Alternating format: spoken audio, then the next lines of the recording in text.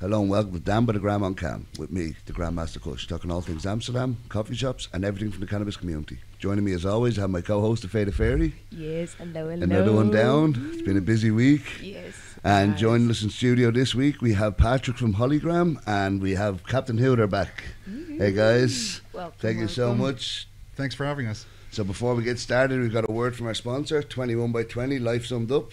So you get to pick. You've already got a beanie, so I'm going to give you a snapback. Thank you, sir. You can pick between a beanie and a snapback. Beanie. There you go. Awesomeness. Thank you very much. So 21 by 20, Life Summed Up. Sweet. They're not on general sale. They're just for the smoking elite of the high society. But if you want your chance to win one, you can share this video on Facebook or Instagram and then comment underneath this video, what does 21 multiplied by 20 equal? So if you share this video, like and share this video, and then comment in the comment section what 21 multiplied by 20 equals, we'll pick a winner out of the hat and we'll send you this. God damn, I'm so thick I didn't even notice that one. Most people don't. Well done, sir. Sweet. So before we get started, I'm going to ask you 4 questions in 20 seconds just to see what kind of smoker you are. All right. I've done you before. So weed or hash? Weed. Sativa or indica? Sativa. Rolled or in bowls? Rolled. And what was the first coffee shop you ever smoked in? The Pink Panther in Eindhoven. Okay, I've never been to Eindhoven. Is there many shops in Eindhoven? There's, I think, about 10, 12, something Because like I that. always hear like Rotterdam, Den Haag, Utrecht, but nobody ever talks about Eindhoven. That's because everybody passes Eindhoven on their way to Amsterdam. Okay. But it's a big city, Eindhoven, yeah? Well, we're the 5th city in the country. Okay. Yeah. So we're not part of the G4, but we're just behind, Okay, trying to catch up. Yeah. But the thing is that, especially people from Europe, when they're traveling from the south towards Netherlands, they'll stop either in Maastricht or they'll stop in Breda or Terneuzen or something like that on their way to Amsterdam. Yeah. So if people say, Eindhoven, where is it? They say, well, listen, remember the last time you stopped in Maastricht to get some weed on your way to Amsterdam? Yeah. Well, after Maastricht, the second biggest town that you pass, that's Eindhoven. That was it. When we got the petrol. And then you kept going. Yeah. So, that's hilarious. So basically most people just pass us by. Yeah, no way. I will check it out. I have a few other cities on the list, but it'll get there at some stage. Like even just to do a day around, you know what I mean? And I don't like pissing in my own garden that much, but honestly, the weed in Eindhoven is not really, it's not really worth the stop, to be honest. What about the shops? So is there anywhere nice to sit in? We don't really have sit-in anymore. Okay, well then you've totally lost me. Is that the same laws as you can't go in without a Dutch ID? Like in Maastricht, for example, they have that. There is only a few towns left in the Netherlands that have this I criterion, so where tourists cannot come. That one of them is Maastricht, one of them is Breda, and then probably in the province of Zeeland there is a couple more, but they are basically getting rid of the I criterion and they're making tests to see if if they allow tourists again, if it's not going to cause any trouble or something. Oh, so they're looking into bringing it back? Yeah. There was one town, I think it's Kush, if I'm not mistaken, that said, okay, we are allowing tourists again, because we don't want the street dealers anymore, and just want to see if it has a positive effect or not. Which I'd say so, revenue-wise and cleaning up the streets of the dealers. It's honestly, if you just allow people to go to a coffee shop, then you know where people are buying their weed, exactly. So during lockdown, you know what I mean? They're only buying weed. Whereas if you go to a street dealer for weed, he's not just going to be like, that's all I have. He's going to open up the other jacket and be like, here's for later. That's where it becomes a gateway. So the coffee shops, definitely, they are essential. You make things more transparent, because Exactly. you know where things are happening. That's it. You know where it came from. Well, we're getting even more where it came from now, because at the moment it's still a grey area on where everything comes from. But at least you know where you can buy it from. It's that's the main thing. That's a whole different story. The times are changing. But anyway, to go back to the Pink Panther, where I smoked my first joint, they're actually having their 40-year anniversary this summer. Wow. So long time going. Well done. 84, Yeah, so actually it helped me, because I was always like, okay, I remember I smoked my first joint on my birthday, but I don't remember if it was my 13th or my 14th birthday. Okay. I just remember that I bought my hash at Pink Panther. And so now they're celebrating their 40th anniversary, so I was, okay, it was 1984. Oh, that's hilarious. So you bought it when it first opened? I bought my hash in the summer, and they opened up in winter time, I think, or like just before. I didn't even know that they were just open or something. It was just that a guy worked behind the counter, and his brother was in my class at high school. So I basically had like a lower threshold to walk inside because I knew somebody that knew somebody. And I was 14. I was 14 years old in those days. You had to be like 16. Yeah. But I was already tall, and I had like a little baby mustache. I was gonna ask. It must be hard for the Dutch because everybody's tall. You know what I mean? You've got 12-year-olds coming in 6 foot tall. You know what I mean? I have to admit that basically, you know, as soon as you go to high school, normally the first thing you're introduced to is like smoking. And the second I think that's standard across the world. And can I ask, cigarettes or joints? Cigarettes. Okay, fair. So and then the second step is basically smoking weed. Yeah. So if we're talking about gateway drugs, I think like cigarettes. Cigarettes is the gateway drug to cannabis. Yeah. Oh, absolutely, absolutely. And I think alcohol is the gateway drug to most other drugs. You know what I mean? Like it's after a few drinks that people go and get their party drugs. It's not after 2 or 3 joints. So I've had a joint too much. From the United States point of view, and from California, and just personally and through the families that I knew, the first drug was beer.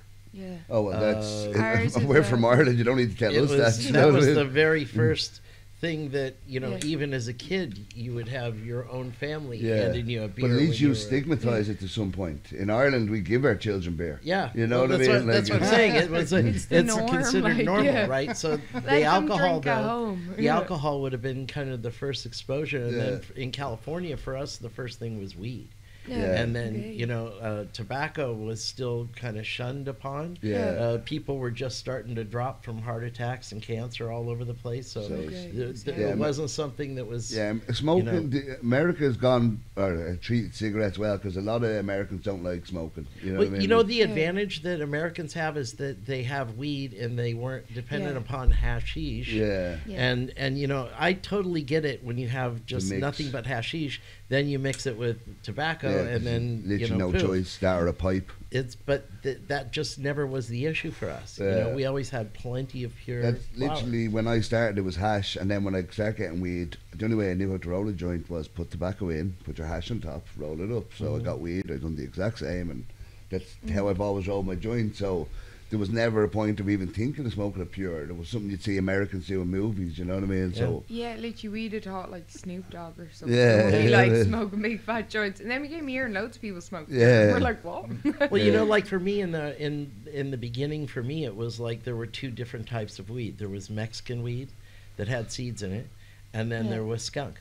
Okay. And that was, you know, for a couple of years, that's what it was. And there was different versions of whatever skunk was, and you know, the low end shit was the, you know, Mexican. We were only talking on the last podcast. I remember seeing a picture from, I think it was the High Times magazine, 1974, and they had all their strains of the year, and it's like Thai stick and Jamaican, and they all just look these black dead, and they're like, yeah, look what we're smoking this year, and you're like, I wouldn't smoke anything on that page. Like, you know what I mean? And this is what they're advertising as the best. This isn't even what the normal people are smoking. This is what the celebrities are smoking. You know what I mean? It's the Cali of the day, you know. I have to admit, in the 80s, basically, you know, what was mostly on the menu was hashish, and most of us basically looked at the hash menu for the simple fact that the weed that we had from the Netherlands itself was outdoor weed, which is basically very low in terms nobody knew how to grow it. They let nature take its course. It's like it's like spinach, you know. Yeah. So and of course there was like Thai stick and stuff like that as well. But we had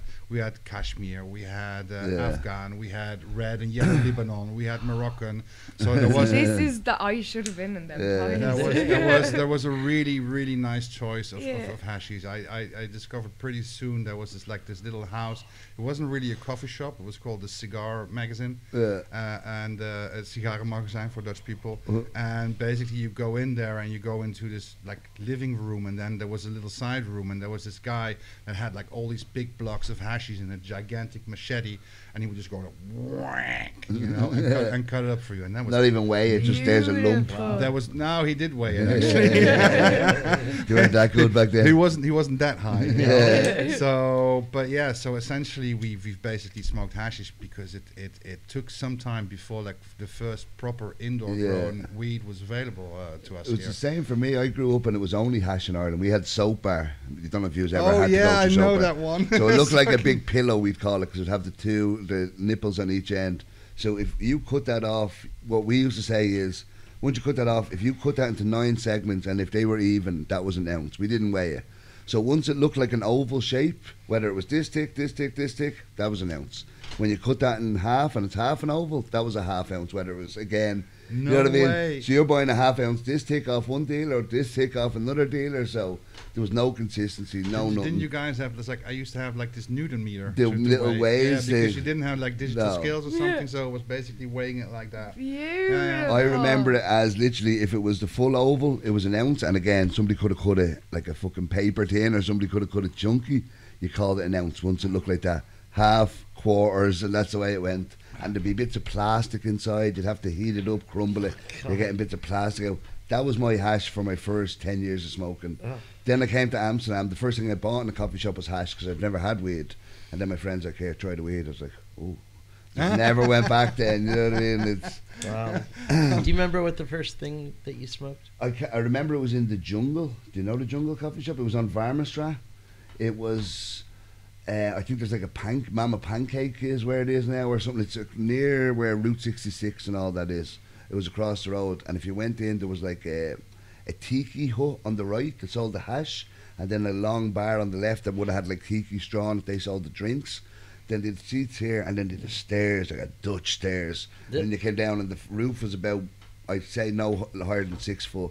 Pool table. Then you go down into a lower room that was probably 5.5 foot ceiling, another pool table, and then all the walls had these like masks, these wooden kind of tribal masks and all. I remember the first time I went down there, got edibles, playing pool, like there for hours, stoned, and the music's going. It just felt like you're on a session at 7 in the morning. We walked outside, it was still sunny, it was only like 5 o'clock in the day. We're like, what the fuck? That was our first time in Amsterdam. We're like, it's daytime, we were ready for bed. Which year was that? 2006, January 2006. Right. Yeah. Doesn't sound like a kind of place you'd want to take any mushrooms. No, man, it was crazy. It was literally like, I remember we have photos of us, we got the masks off the wall and we're over the pool tables like this with the Aztec masks and shit, but it was like that. It was like, you know, when nobody's touched the music for like 3 hours and just the same songs on repeat. We're sitting there after our muffin and a load of joints, it's like, we have to get out of here, man. How long have we been here? We're only there like 2 hours or something, 3 hours. Yeah, that was one of the first coffee shops I was in. That's great. I have to admit that basically I did once I did a visit to Amsterdam, because honestly, I mean, people in Holland normally know, but people that live in Amsterdam then usually tend to stay in Amsterdam. And everybody else, we come and visit sometimes. You know, but then we are happy to go back home again because it's too busy here for us or whatever, you know. But anyway, I was here in '89 for a demonstration against apartheid, so it was that long ago. Okay. You know? There was a big Shell main office, and we blocked it. And I spent the night at a squat at the Prinsengracht. And there was this, I came into this room and there was this jar of weed on the table, and it was unlike anything I've ever seen. You know, I was basically used to, you know, spinach or Thai stick or some Burmese or something, you know. The Burmese and the Thai stick were nice because you could take some seeds from it and plant them, and then something half decent would come out. You never thought seeds in a bud would be a nice thing, you know? You were like, I have a seed, because where the fuck were you going to get seeds in '89, you know? So there was this weed, and it was just fantastic, and it smelled good, and I'm like, what the fuck is this, you know? He said, the guy says, we grow it indoor. I said, well, indoor, what do you mean? Yeah, no, we hang a light, and we put some food, and we're using like a feed that you normally use for roses because it balances out relatively okay, and so I smoked it, and it was I could say that and was... I had like this epiphany, like, okay, I'm here demonstrating against apartheid while I'm smoking hash. From this hash, I have no idea where it comes from. I have no idea how much blood is sticking, how much blood money you stick on this hash or whatever. And this is grown by a goddamn soulmate, a squatter, in the Netherlands. And it tastes fucking dank. So that day, I stopped smoking hashish.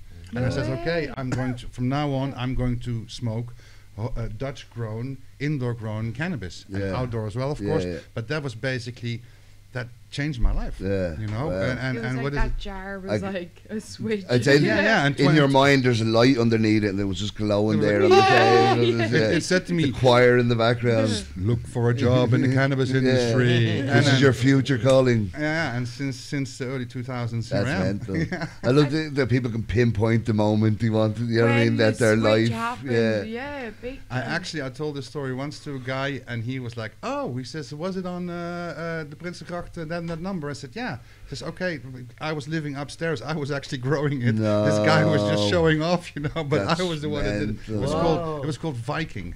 Viking. What a name. It was well. a small, chubby plant, like fat, and I've actually maybe I've bumped into a couple of more times afterwards, and then like in a year or two something was gone, and then we had stuff like, then we had like the sweet 90s where a lot of the seed banks started coming up in Amsterdam, you know, Paradise, the Greenhouse, you name them, and then those Vikings started going away, and we started having White Widow, Northern Lights, and stuff like that. So the Viking was even before White Widows. So like I always think of like the White Widows and them kind of as like the old school strains, but there's even OGs before. So I thought the White Widow was like 1990. Yeah, so it should be right in there, because I could be wrong about that, but I actually was. This is, you talked about your first moment, and we came to the 1990 High Times Cup, and I was staying at the Grand Hotel, right next to the police station. We were standing right next to the greenhouse. All right, and we were there a week early for the Cup, and the only person that was inside the greenhouse was Franco. And my first real epiphany of wanting to be in this business or be part of this was Franco. And we had him for a couple of hours, and he just, totally turned us on to the whole city and about the plant and about the possibilities. And, he was a very creative man, and he was incredibly hospitable, and he was very educated. And I mean, he knew how to teach you even from the, and this was our first major Cannabis Cup we had ever been to. Nice, and he just, but White Widow was what they were entering that year in the Cup. I think it was they were the new strains for a while. It was probably, I think Kush. Of today, I think Kush has gone the way of White Widow. It's like an old school strain you can't really find a good version of anymore. You know what I mean? It's all runts and gelatos and all these Cali strains now. You know what I mean? Like it's. That's an interesting point you're making. Yeah, that's true. Because it is. I think somewhere down the line, somebody was making clones and mixed up the labels, and suddenly White Widow became Power Plant, and Power Plant became Analytics. Somebody told me that a long time ago that White Widow died a long time ago, and everything that's called White Widow is just a Power Plant. And again, I know or Enemy of the State. Yeah. Or, White Widow is basically, for a lot of shops, has become like a synonym for like a white indica weed. Yeah, it's kind of like what the English used to call all weed was just known as skunk. So now people call Power Plant is all this White Widow. It's just if it's. But I can tell you, for example, what was it in the last Jacare Cup? The Sativa first prize was Power Plant. It was Power Plant. Wow. And I was like, I was damn. Wow. Power Plant, really? Nice for the. I was judging that category, and what I do. And I know how in which way he judges. So when Power Plant got first, into the bud, into its soul. I went to buy it, and because that shop was sensible enough not only to win the prize but also to still have it available in the store. Exactly. And so no point in winning something if you can't sell it after. Yeah, and I smoked it, and I was like, oh yeah. That's what wheat used to taste like, in the old days. Because you're right, everything has this sulfur ester flavor nowadays, and it's not that it's like bad or anything. No, but you want something different. You know what I mean? I miss it even with the hash. I love the strength of filter hash, but when I smoke an old school traditional Moroccan hash joint, I'm taken to a different space. Like the filter hash just gets you stoned. Yeah. The Moroccan hash, like every inhale is like, I don't know, I feel like I'm literally back in Morocco. Whereas the filter hash, you're just like, it's the same way you're like, you don't know where you're getting it from, whose hands it's been on, anything. I don't know, there's like the quality is kind of, I don't know, like the love or the passion. It's more people are like, right, we can make a lot of money. The filter, is that the more the weed hash? Yeah, okay. Because that's probably what I'd like, because I don't like the more. It is, it's lovely. What you mean basically hash that isn't made from traditional outdoor grown Moroccan weed? Yeah. All right. Like I love a tagine. Yeah, like it's just these keef just pressed now, isn't it? A lot of this. I don't really smoke hash, so I don't really understand it 100%. There's so many different types. I've heard, I only heard of static last week, so there's so many different types. I didn't even know what that was. It was actually, funny enough, it was by the time that Amnesia started taking the market by storm. In those days, it was an Amnesia that was flowering for like 12 weeks, which was like relatively long for like people that were growing weed to make some money as well, because normally you would have like 8 or 9 weeks. Okay. So they were like 12 weeks. Am I going to grow this stuff or not? But then pretty soon, because it was so wanted and it was going so fast, the prices for the buds were relatively high.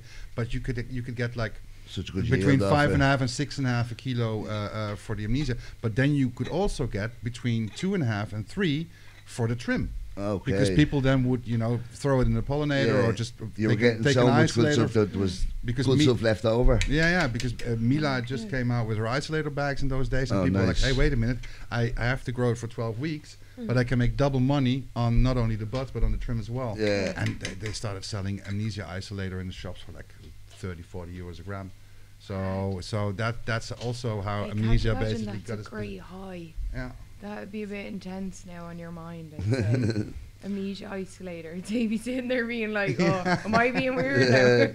You know what I mean? Yeah, well, in those days it was a little bit more, it did have more of a high as well, because it was still, way more like narrow leaf sativa dominant. Yeah. The amnesia that you buy nowadays is normally like 9 weeks or something. So it's like it has a little bit of a different heritage. But it was basically, I think also because of the amnesia, that Dutch growers started to realize that they can actually use that trim, to do something extra. And that, and in the beginning we called it scuff or weed hash, and nowadays I think the regular term is like block hash or weed hash or something like that. Yeah.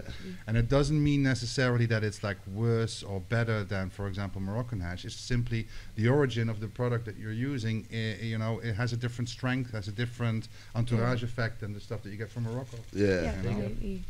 And so now, for example, with the whole cannabis experiment starting in the Netherlands, you have basically the shops that are participating in this experiment, they basically have to at one point say goodbye to Moroccan hash, and they basically have to start selling weed hash. That's my worry. That's my worry about this. It's essentially, as I said, So there'll be no imports anymore from anything? They won't be able to sell it. And that, do you not... think about your friend that was growing up above you in that room, and he brought that jar down to you and he was so proud of it. That's going to eliminate all of them passionate individual growers. That's my worry about, I love that it's being that we're finding out, because I think that's why I went off flower. I kept smoking it and I'd get the taste that it hadn't been flushed. So I kind of got I got sick of buying it. But I'm very much for support local, small independent spots. I think if the government take too much control, it's going to eliminate all of them growers. All of these small people that have so much passion. That is a good point. That is a good point. Because for example, in this whole experiment, there is no mention whatsoever about home growing. No. If you look, for example, at Germany, in Germany they're first saying, okay, first we're going to allow people to grow 3 plants. Nice. And then we're going to start looking into dispensaries or commercial sales points and stuff like that. Yeah. It's essentially you first have to give it back to the people, and then you can monetize it, if you want to name it like that. But in the Netherlands, we basically already have money first. In the Netherlands, they're basically, we are one of the worst countries in Europe for home growers. People don't realize that. But if I would grow some weed in Germany or in France, I'll get a fine and probation. But in the Netherlands, I have the risk that I will be kicked out of my house. I have 2 weeks time to evacuate my house, and then I'll be blacklisted as well, so I won't be able to find a new place to live as well. Easy, yeah. Some people, if you're lucky, they'll seal up your house for 3 to 6 months, so you cannot go into your house. If your wallet and your laptop is still in there, bad luck. You just have to wait for 3 to 6 months. It's like quarantined your house, and it's instead of saying, okay, let's try to get to a situation where we're going to allow people to do something for themselves, because what you're doing in the confinements of your own private home is your business. Literally, if you're brewing some beer in your bathtub, nobody's going to bother you. Not a word. If you grow 3 plants, and you make sure you have a fire safe equipment and stuff like that, why is this an issue? But essentially, what the authorities have decided is that they first, before they decide anything, they just want to see what the effects are on a regulated market, and for that they want to work with a part of the cannabis industry which is already which has an infrastructure already, the coffee shops. Yeah. So home growing is in that matter too much abstract. You cannot really measure the effect on a regulated market of home growers because you don't know where they are. And for coffee shops, you know exactly where they are. Yeah, so that's much easier to know what's happening. It's essentially, in my opinion, we have to go through this experiment through these years for the simple fact that these years are intended to show the government that they can just let us do our thing. Of course, it is. We need to bring it whatever way, kind of like play their game a bit. Yeah. Well, you have to let them try something, you know what I mean? You can't say legalise, like, okay, we're legalised, and you're like, that doesn't work for us, you know what I mean? It's they're saying we're trying it. It's not even this the new rules. This is the experiment, you know what I mean? They've called it the experiment from the start. Have been gradual with it's you know, but to say a little bit more about this whole experiment, it's basically a result of political parties that were in favor of legalization and political parties that were against. Okay. Yeah, and basically this is the common ground they could reach. Yeah, and the common ground was basically a compromise, saying, okay, because Christian Democrats, they didn't want to legalize, and liberal Democrats, they were like, hey, let's go, let's do this. You know, after 40 years of a weird backdoor policy, it's time maybe to open up the market. And so they said, okay, let's simply test. They take 10 cities. Okay. Amsterdam East is going to be the 11th one that's going to join later in the experiment. And in these 10 cities, the coffee shops, they buy their products not through the back door, but they buy it from a licensed producer. And these licensed producers, they have been selected by the authorities through a selection procedure and in the end a lottery. And out of that lottery came 10 companies, and they have started building facilities, and they produce the cannabis, hashish, so now they can legally grow with a full-on, like a grow house without any interruptions. They can get the clones, the whole lot. And edibles, everything, hash, everything that the coffee shop sells needs to come from a licensed producer and goes from the licensed producer. You have to produce it all, or there's no point. You know what I mean? It's either all or nothing. You know what I mean? You can't half-ass it. It's all or nothing. But see, that then eliminates all the edible makers. I have so many friends that are edible makers. Fortunately, you know, it's. Or you know how I feel about this. The experiment is now in like 11 cities. You know, and honestly, the people that are making edibles now, you know, they still have, what is it? I mean, we are going to work in this experiment with 83 coffee shops in total. There's 565 in the Netherlands. So there will still be room for them. And hopefully this experiment will result in like a decriminalization or legalization of the market, and then there would be a possibility for these people to make their what basically now is an illegal hobby into a genuine work. Okay, 2 questions. One, are the experiment producers under the same rules and regulations as the normal coffee shops about the types of products that they can sell through their edibles? Or are they able to innovate further than the space cake? Unfortunately, if you're going to dance with the government, you have to dance a little bit on their music. So basically, they're saying for the edibles, they're saying, okay, the only edibles that you can produce are produced with raw hemp. Right. You can heat up the raw hemp if you want, but hemp. Yes. Yeah, but they, cannabis. Okay. It's, you know, the flower. But there's a big difference on THC levels. Sorry. And isn't it decarboxylated? Decarboxylated okay. is allowed. Okay, is that so, but I'm sorry because the authorities they are continuing to use the word hemp when we're talking about cannabis. Okay. They're that primitive. They're that primitive is just, you know, maybe it is. They don't want to educate maybe it's their themselves. safe word or something like that. You know, it's. They don't want to admit what it is, or with that word you don't offend anybody or something like that. I don't know. It can slide by in the media. It won't. You know what I mean? It's not in bold. You know what I mean? It could work in our favors. It should be fine. I only got hemp. Call it whatever you want. Call it whatever you want once it comes true. But what I do have to point out is that this experiment is not so much intended to investigate what is going to happen to basically the illegal market, which we've lived in for the last 40 years. I was just going to say that I told her the other day that the people will talk. If this weed isn't good, these shops aren't good, they're going to go back to the street. And they found that out in COVID very quick, that if the people aren't going to the shops, the streets are going to sell to them.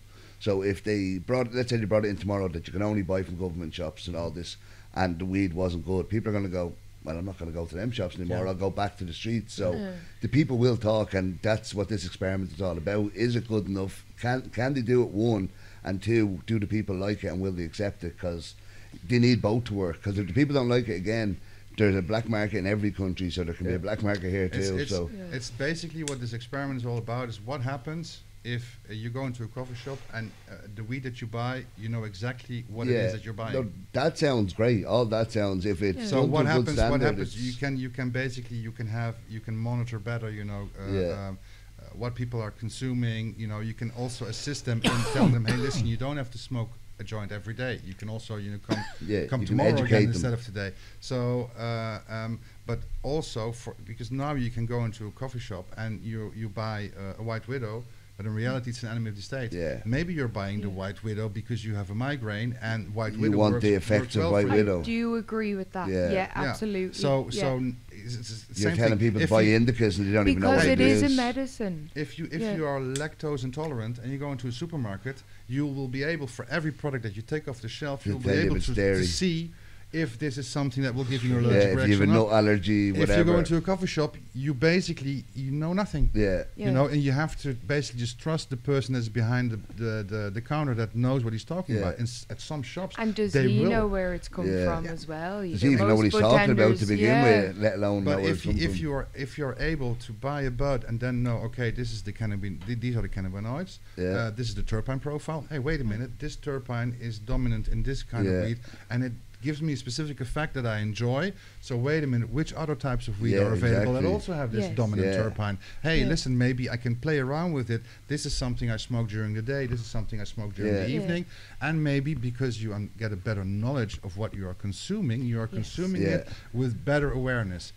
What is the effect on consumption in the Netherlands if we test this out in an experiment? Like, the authorities are saying, hey, listen, we do not expect that people are going to do less home growing, or that the commercial grow market is going to be less, or that less people will start producing edibles. We just want to know what happens to the people that are consuming cannabis and that are entering the cannabis market right now. What happens with them? And the biggest new group that is entering the cannabis market is 50 plus. That's right. Oh yeah. Yes, I hear that from a lot of places. That's right. Like even back in the UK, Teesside, they have a spot in their main. I think cannabis club in England, 80% is over 50 or over 60, something like that. So it's crazy. So they go. And these were the people who believed for years it was bad, reefer madness. You know what I mean? Drugs are bad. All this. So it's nice to see that. Eventually they're like, okay, let me try this, and then like, fuck, what have I missed all my life? And you also know what I mean? walk into with a lot more knowledge than just enemy of the state, amnesia, this, that. Because if you walk in, you've no idea. It's like if you've no idea what fruit is and it's all behind the counter. And they're like, what do you want? You're like, what does it look like? No idea. A great reference to check online is a thing called The Big Meme of Terps by Russ Hudson. You can Google that. And it is a fantastic set of pages and graphics that go through individual cultivars, the terpenes, how each one affects different types of things that might ail you, and specific cultivars that have those. And it's broken down in a beautiful manner. Easily digestible. The Big Meme of Terps. Nice. Russ We'll check that out. That's a great one. It's powerful. I only understood it more. It was after Mary Jane Berlin. There's a German man down there. I'm not sure of his name, with like the long white hair. Yes. But he came around with like a bag of these little small sweets, and he was like, they're not high in THC, but they're high in terpenes. And I was like, okay. When you tasted it, it was like a light little like fluffy cloud. But like you could see people, there was like, I even noticed it myself, just this little kind of calming effect. They are powerful. And then once I understood that, like the same terpenes that you can get in cannabis, you also get in lavender. Like they're all like in our fruit, in our food. It's all just natural from different. You know, the thing is though, with we're talking about this whole kind of new thing, and I've heard people on both sides, some that feel like it's being thrust upon them, and others that are incredibly welcoming to the entire process. It kind of goes on both sides. And you know, I've known Patrick a couple of years now, and I've kind of watched this whole process as it's been evolving. And you know, I can see that one of the things I really like about Patrick is, and I was just telling him downstairs, he's a sponge. He's literally listening and learning constantly. Nice. And you know, if there's like somebody that I wanted to be kind of working in this, it's someone like this. Okay, you'll take it all who's in. constantly evolving and He's not just stuck in his thoughts and his way. Right? And I don't mean to embarrass you, and I'm sorry, but it's been very cool to watch, and you know, I'm curious if you feel like, because I'm already thinking further ahead, and we've talked a little bit about this.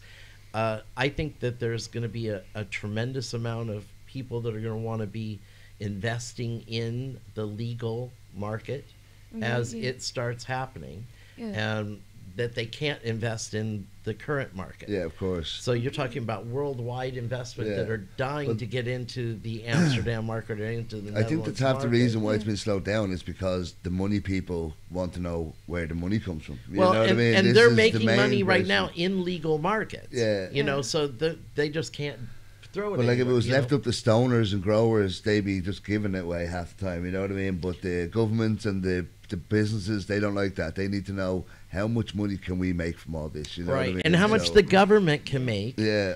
And this is where I'm going to go to you, and one of the things I'm kind of hoping this might evolve into, when you're talking about the edibles market, for example. Yeah. So there's a limit of, here's the rules of what it has to be.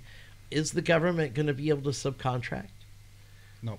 Not at all. No, it's called the closed coffee shop experiment. Okay. So that means, you know, we are a licensed producer. We have a big fence around us. Yeah. Everything that we produce goes into a secure value transport and goes directly to the shop. Okay. And the shop is a closed environment as well. And everything, every little step is being tracked. Can you smell the weed when you go in, or is it sealed? It's sealed in bags, okay, but you'll have weed on display, so you can have a look. You can have. You can still have a look. You can still have a smell. There is. I mean, there's a lot. Because that will take people will take a lot longer to buy into it if they can't even see it or smell it before they buy it. If they're like, trust us, we made this, just buy it. You know what I mean? No, I mean, there is a lot of situations where people now go into a coffee shop and when they order a weed, they get a pre-packaged bag anyway already, and then they smell and say, oh no, no, what? I want something else. That still is the same, but it is in a sealed bag instead of a Ziploc bag. You know? And it has been not touched by human skin until the moment the person takes There's nobody picking it up, looking at it, showing it, putting it back in. Thrown around Yeah, so no, fair. I do respect that. That is, you know, you can say, okay, you know what, there is always, you know, there is this human aspect of you going into a coffee shop and somebody weighing the bud in front of you. Yes, you know, I don't mind that. Picking off the leaves and doing stuff like that, that's cool. You know, that's and unfortunately that's part of the whole experience. Like I worked in a butcher shop, and like my dad is like, if he hears this, he's OCD. I don't care. He's OCD clean as hell. And once he retired, it came home. But like in that shop, it was we were hands on. It was that kind of way. We were interacting with the people. We were talking through the different cuts of meat.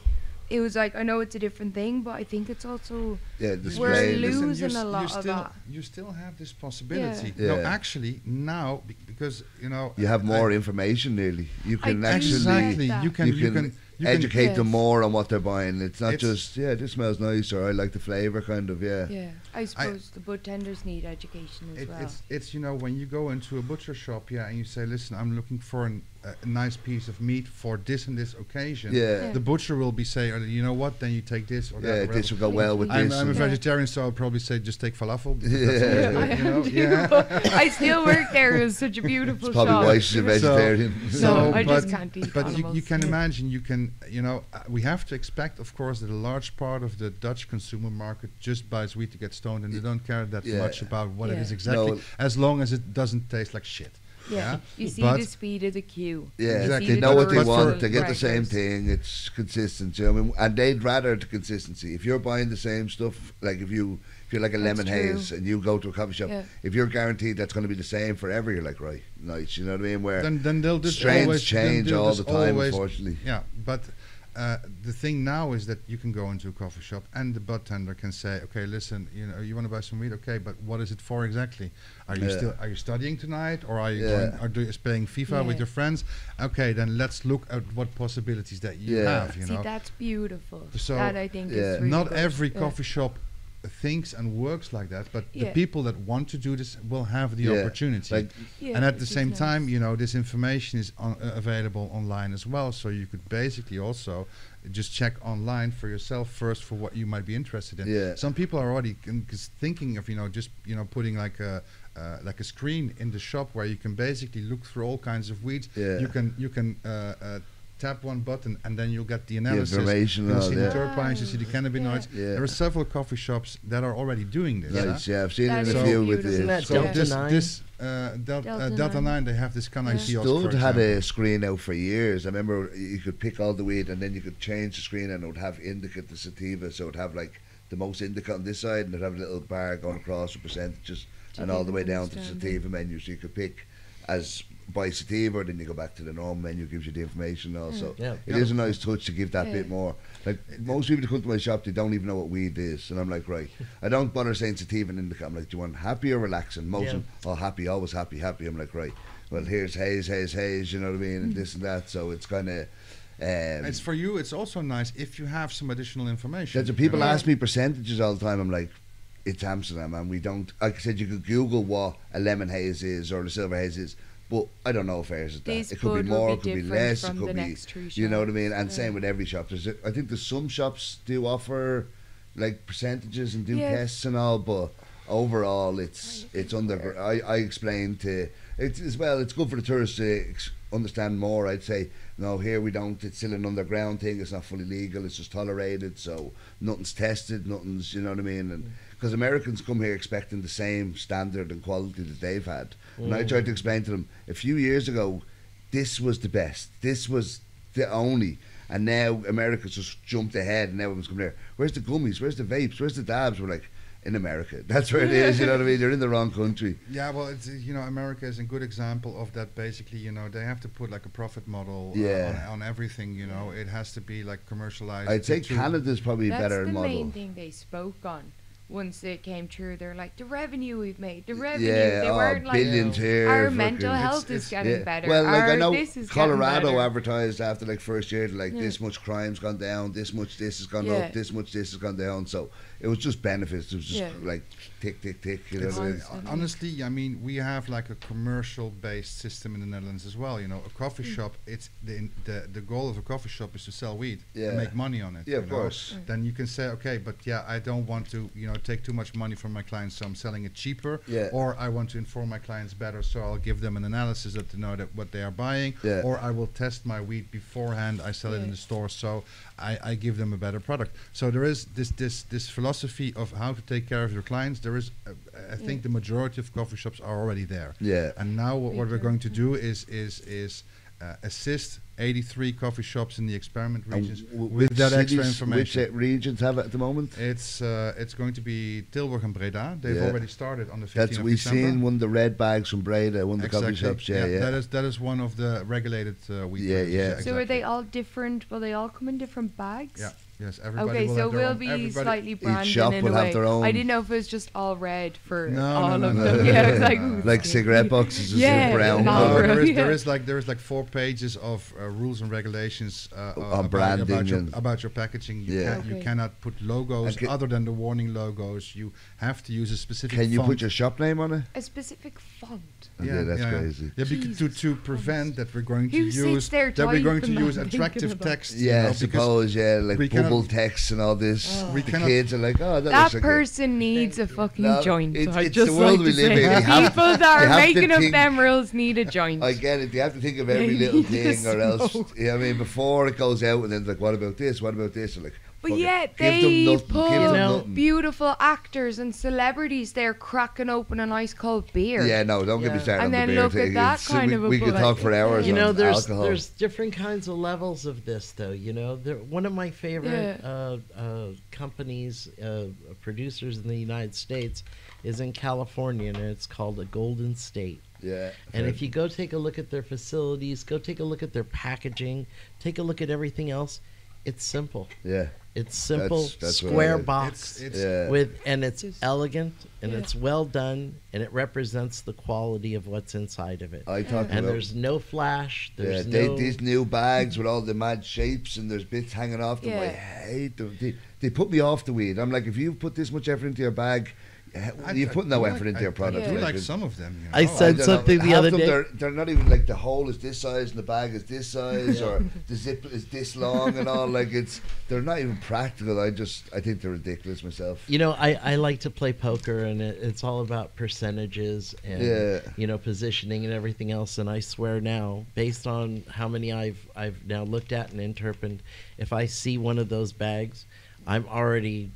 It's like I'm starting and I'm walking in here thinking I'm going to find something on the inside that doesn't represent what's on the outside. That's exactly what once I see that bag, I go, for some reason I think that's going to be worse. That's going to be shit. Yep. Because you've put that much effort, that much flash into your, look at my bag, bag. You're like, don't pay attention to what's inside. Take pictures of the bag. You know what I mean? My friend said it's like drag queens.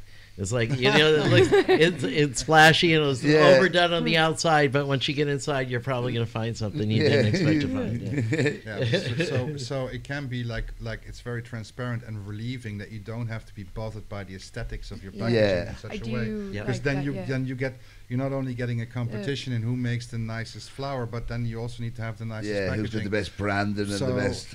You know, it's basically either you have a transparent packaging or you have a completely closed packaging. I tell people, give me in tinfoil. I don't give a shit. You know what I mean? I'd rather in tinfoil than these big stupid bags. You know what I mean? A bit of plastic or a bit of fucking. I mean, let's face it. You know, the Ziploc bags that you're getting now, they're not like super sexy as well. No, you know, and nobody. They've got these little lips at the bottom that kind of pinch your weed, and there's just all crumbs stuck. Like, you know what I mean? They've got these weird folds and everything, and it's so they're non-practical and just ridiculous. You know what I mean? But to answer your question, basically every licensed producer will have their own type of packaging. There's one that which packs is them nice. in. Then you can identify. They'll give them also a little bit their own identity without you know having to be too flashy. So of course, especially if it is, because like we're not arsed for the flashy packs. It's more just my brain's like too many rules. You know what I mean? For like one thing, I'm like the font. But again, it's better them rules than like prison and criminal 100%. And you know what I mean? And even like we like a lot of our friends have like kind of they've smoked like amnesia for a long time or certain types of haze, and then they're like, my brain was too buzzy, and then now I'm smoking indica. So it's kind of, if people could walk in and have more of an understanding of what the effects, that is amazing. I think firstly, especially the paranoia and anxiety one, that really needs to, you know what I mean? Because that's what puts people off weed for life. You know what I mean? I know people go, no, weed makes you paranoid. I go, not all weed. They're like, no, it makes you paranoid. I'm like, you're just smoking the wrong strains. But at the wrong time. I could tell them, go smoke the indica, and I could say, this is indica, but again, we don't know. There could be whatever, this Kush, this OG Kush, whatever, could be a slight haze cross, and suddenly this guy's got anxiety again. He goes, I told you, I get paranoid off everything, you know what I mean? So okay, but on the other side, you do still have the possibility to maybe find a shop where you notice that the people that are working there are taking better care in what they're buying. Or doing. For example, you have the Ambassade in Zwijndrecht. They will have a laboratory analysis of everything that they're selling. Nice. So before you go in there, you can just go through it, and they have like a little pass system where you basically have to tag in, because they are they're a social more club. Of a dispensary. They're kind of a social club instead of a coffee shop. Okay. And so you can basically say to them, I said, listen, I bought something here last week, and that really just hit the spot. What was it again? They go like, oh, last week, you bought the banana glue. That's even cool. Your medical records. If they haven't got the strain, refer back to it and find something or similar. something. That's Exactly. Then you can really go back. nice. So the banana glue had this terpene profile. Okay, listen. Yeah. Did you like the taste, or did you like the feel? This and that was level. There is really specific. I know there's one guy that says, okay, terpinolane makes me paranoid. Okay. So unfortunately, terpinolane is a terpene that you can identify relatively easy. You know, it has this hazy smell to it. You know, so he was relatively easy to be, you know, to skip stuff that he couldn't smoke. He's worked it down to the right terpene that makes him paranoid. Wow. Yeah, by sheer luck. But, you know, by trial and error as well. I think it's also education. Yeah, you have to know like what you're talking about. I said linenol, but that's probably like one of maybe 4 terpenes that I'd know off the top of my head. Yeah, whereas, you know what I mean? It's a very basic one.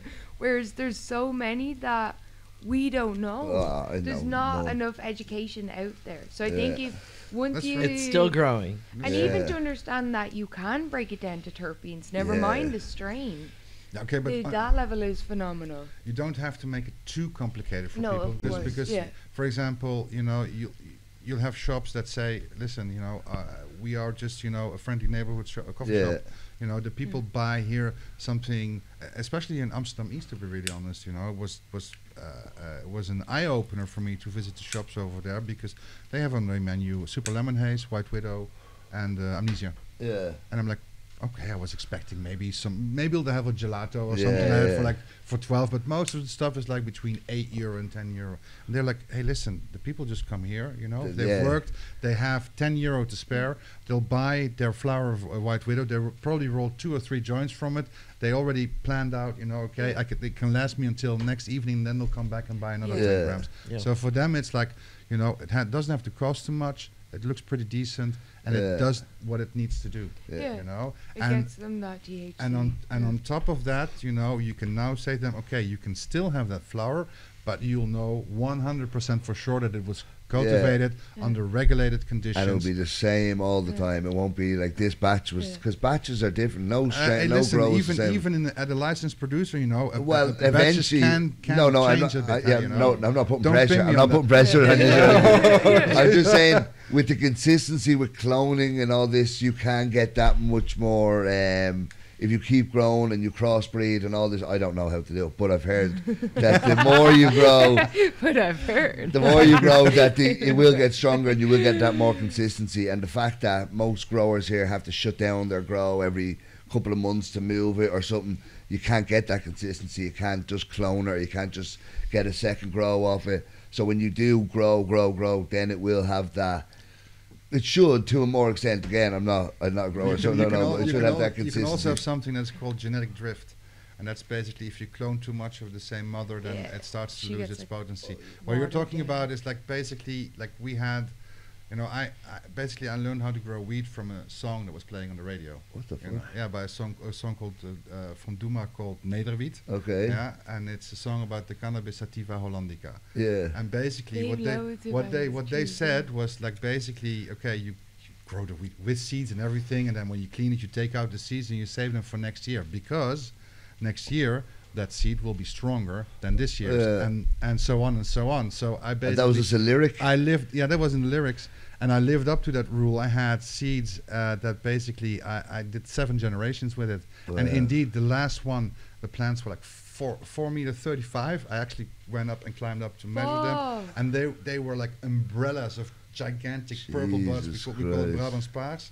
I lived in a squat with 15 people, and that year, like the whole winter, we smoked. We smoked it, and then I lost the seeds. How many strains have been lost to history like that? You know what I mean? I have to admit, I didn't smoke any purple weed for at least 10, 15 years. Only looking because of heartbreak. No, I couldn't smoke it. I smoked too much. Oh, too much. I thought it was just to remind you that you lost it. But to point out also, and that is like a point I'm trying to make as well, is that, you know, we are doing experiment, you know, which is basically an idea by the government, and we have licensed producers. They have basically the autograph of the Minister of Justice and the Minister of Health that we are allowed to regularly grow this stuff. That doesn't mean that we are producing state weed.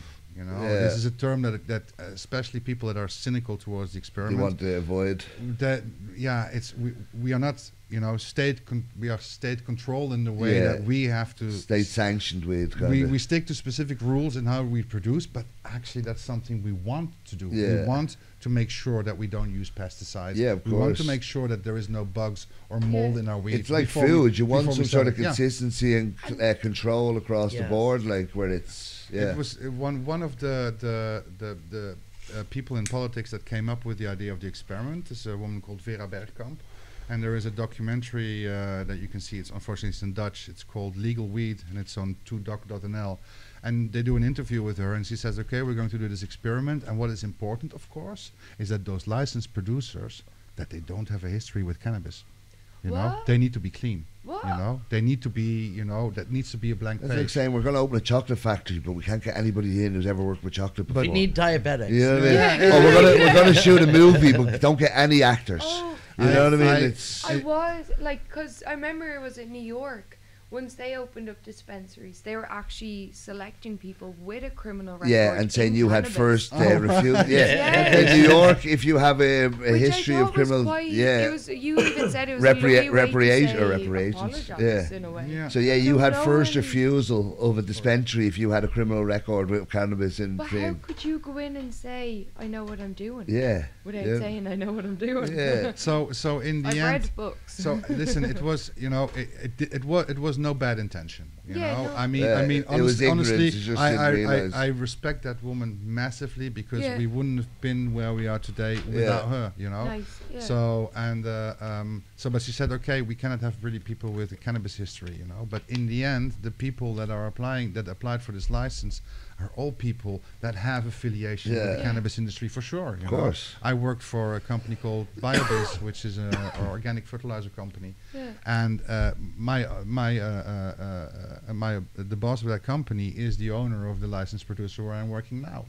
So basically, what we did is, you know, we've already been in the cannabis industry. You know, we are experts in organic gardening, and now we have the possibility, instead of helping people to grow their own organic weed, we can basically grow it ourselves and make it available for everybody. But there is I mean we come from Biobiz. We have people that had like Cannabis Legalization Foundation, like join us, John and Ines Meijers. We have Dutch Passion is in there, Kees and Karel from Biotabs. There is Wart from Karma Genetics, that is the genetics officer at one of the license producers. So they are open to discussions with other cannabis people already in the industry that aren't fully like set. Well, nobody's been legal before, but you know what I mean. Like, there's a lot of businesses that are registered that are they're maybe not CBD or seeds or something. So they are open to working with people already in the industry. It's essentially, you know, those are the people that applied, and those are the people that have the best plan, and those are the people that won the lottery. You know, the lottery. You know, it's not that was there a lot of people in. Had a lot of people have there was like 140 applications, you know, people, because you had to have. They say a lot were a bit like you have to have to go put their name in. Yeah, well, I think you have to have a certain criteria. You have to have this. You need to have a location. You need to have the building permit. You need to have like an agreement with like the mayor of your town that he wants to have a cannabis. You have to have all facility. this ready and you need to have finances and stuff. And from those 140 plants, so there was some government control, because basically from those 140, there was 39 left. Yeah. And then the last 39, they did a lottery. Okay. And they basically pulled out 10 tickets, and those are the people that got the license. And they're grown at the moment. And it's a little bit different, because when they took the 10 tickets, for us, we basically got pulled on number 11. Okay. So Holigram was not one of the 10. And then in a couple of months after this lottery, one of the people that got the ticket, they said, you know, no, we're in over our head. Yeah, it's too much. We can't get it done. So I'd say a lot of people were going, we'll go for this, and they're like, if they got it, they're like, what the fuck are we going to do now? You know what I mean? Yeah, but also there was also. That was lovely though. You just like. We were like, it's honestly, you know, it was the lottery was on the 3rd of December, and I was like, and I was waiting to get that job, because I'm like, okay, shit, if I'm going to do something, I've worked in the cannabis industry for over 20 years, I've been all over the world. Wouldn't it be nice, you know, to finish my cannabis career instead of selling seeds or fertilizer, just pick up the phone and not say, hey, can I sell you a couple of bottles of food or a few lights? No. I got some fucking nice new amnesia, man. And can I ask, how many plants is in a grow? You need to be able to produce 6.5 tons per year. So how big is your grow? What's a warehouse? I think it's totally, it's like 8,000 square meters. We are basically on an old farm in Groningen, in the north of the Netherlands. Okay. Like in the last corner, everything. We have a total of 18 grow cells. Wow. We grow everything organically. To save room, we grow vertically. So we have a 2-story growing. Yeah. But we use small rooms, and by using small rooms, that means you do compartmentalization. So if something goes wrong in one room, you don't lose a whole. You don't lose the whole crop, but you can also give a little bit more personal attention to the plants in that specific grow cell. I love those pictures, where you see like these growing facilities. Yeah, where it looks you like look a at football field. like a whole football field. And the only thing I'm thinking is, shit. How do you get into that? If something goes wrong on this side, yeah. These need. It's not like corn or something just growing. You need each one needs their own individual care. That is a nice way, because I can't lie. I hope it does come one day that I can just skip down the middle of a big grow and it's just plants. I like this technique that it is separated. If I promise to stop her from skipping, could we come out and see the grow? Difficult. I'll tell you. I'll put a hairnet on. Of course, honestly, I'm thinking about possibilities of having like open days, But essentially, let's be honest. If plants aren't flowering, nobody will go in that room unless you are, appointed or whatever. 100%. You can look through a window or something but like even that. To go out, maybe get some video, make some sort of special, and just to show how it's working, the legal side of it. We're working on it because of course everybody, and I totally understand. I would basically ask exactly the same thing, because how fucking awesome is it that you're in the Netherlands and you're in a facility that is growing, because we have cannabis research facilities, a lot of them in the Netherlands, and they are growing weed, but for research purposes, and when it's done, they destroy it. But they're testing out specific biopesticides. I heard Canada just burnt like 1.3 billion tons of cannabis because they have such a surplus and all. Surplus was outrageous. Man, what a Thank God. I couldn't it'd be like someone said, go out and kill all them dogs. So go burn all that weed, destroy it. But but there's also, because basically in Canada, producing cannabis is so difficult. You have to. It's almost like you're making plutonium. You have so many rules and you have so many taxes that the only way of surviving in the cannabis industry over there is that you join forces and you make a huge company that does a mass production. And so that from mass production you still get some revenue. But that means also you have, if you plan it wrong, you have a lot of stuff left over.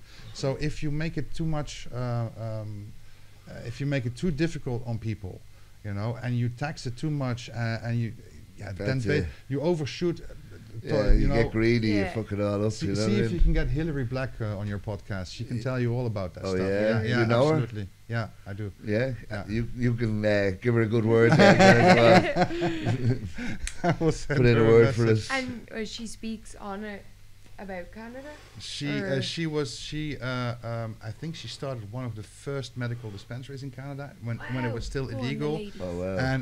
But she did I was listening to the woman saying, "You are goddamn fucking warrior," on the trenches, in front, waving the flag and going like, "Hey."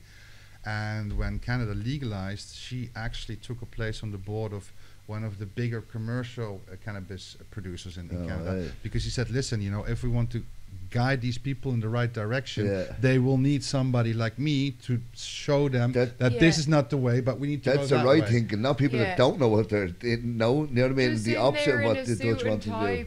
This is what we do. We don't want anyone who's in the cannabis industry talking on this, you know what I mean? You need people that know what they're talking about, you know what I mean? There you go. Honestly, we have, all of us as licensed producers, there is already some of the licensed producers that have foreign investments. Some of us, like us, we are completely financed nationally. Okay.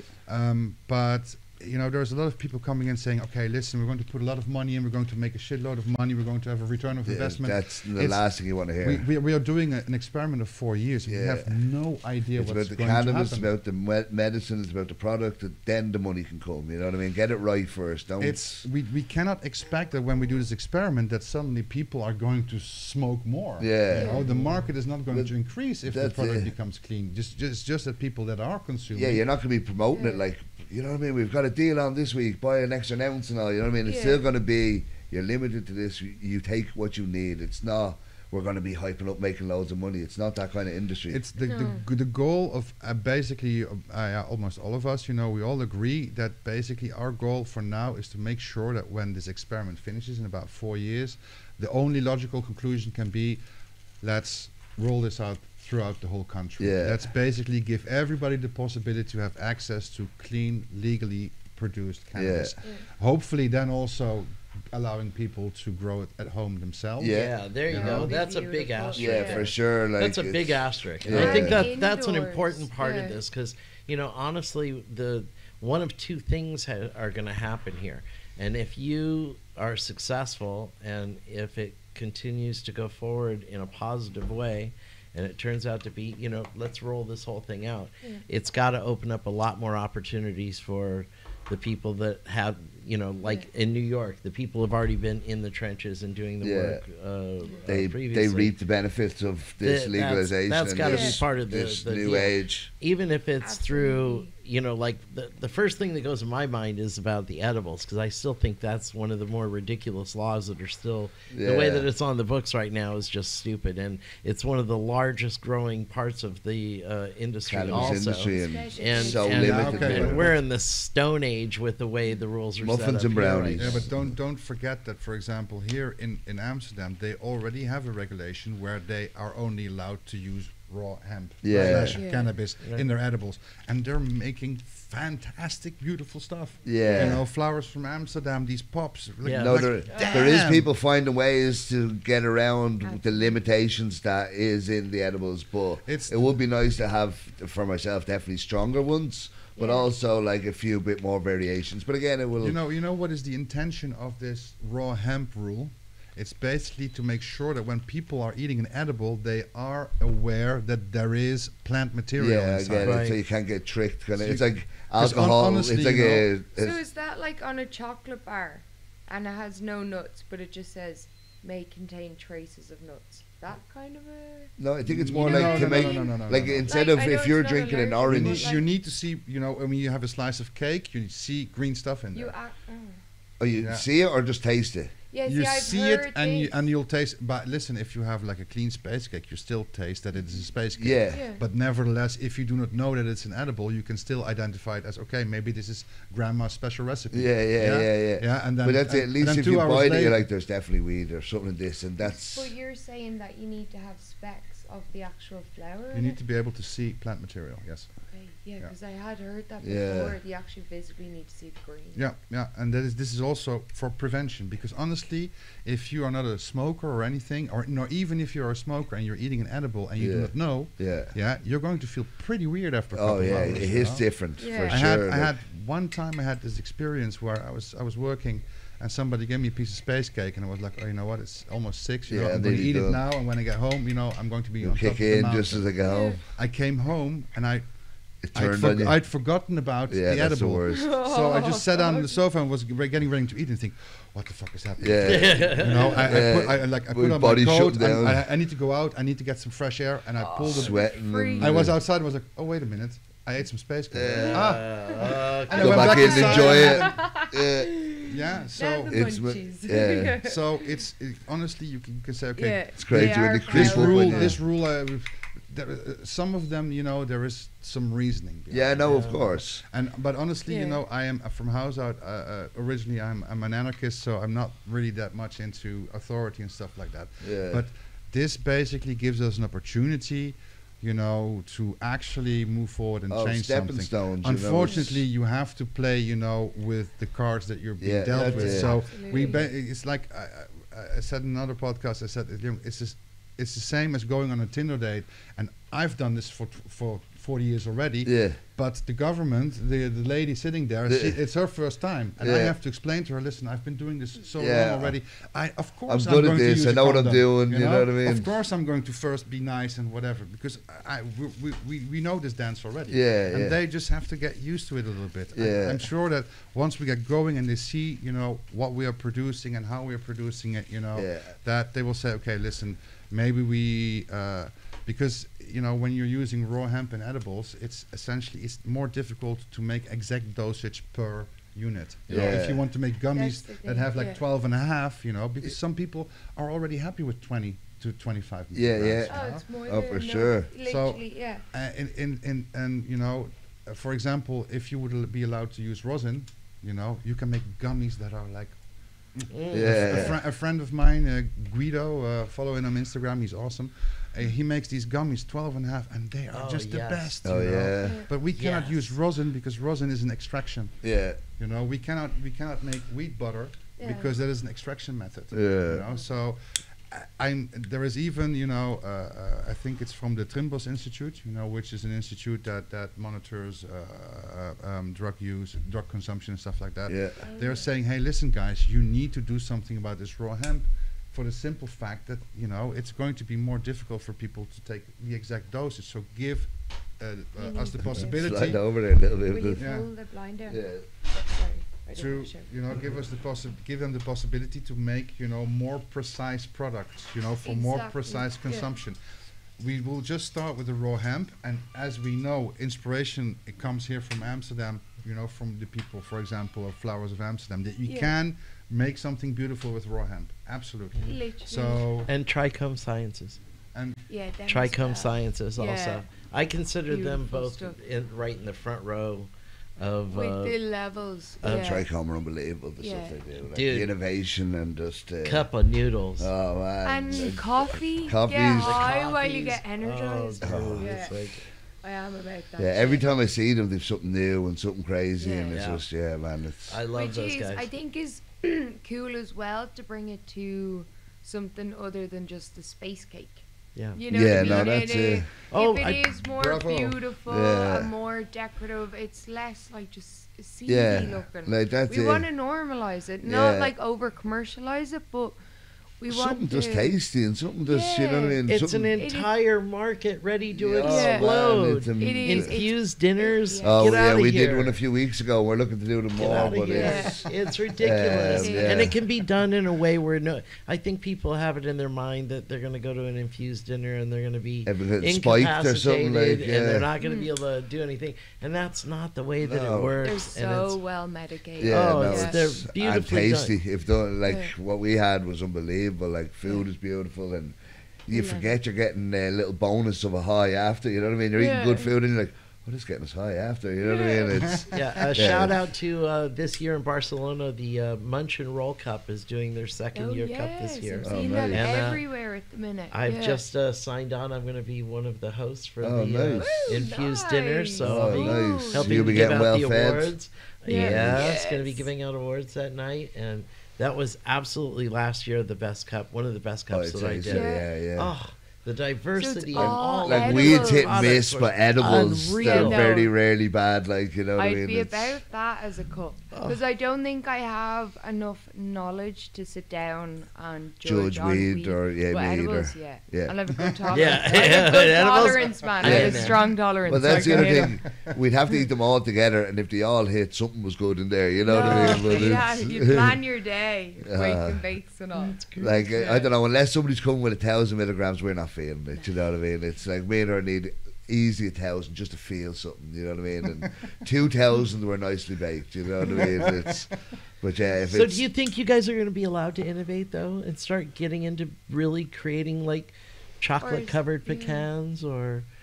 You know? So even what gummies. Are your edibles just on that? Gummies. Just gummies you are selling? No. So in the beginning, it's probably going to be like space cake variation. You haven't made any edibles of yet? Not yet. No. We basically although the experiment has already started in Tilburg and Breda, we are going to be ready for the start of the real experiment, and that's going to be this summer. Okay. So we have basically like a trial version in Tilburg. What area will you be supplying?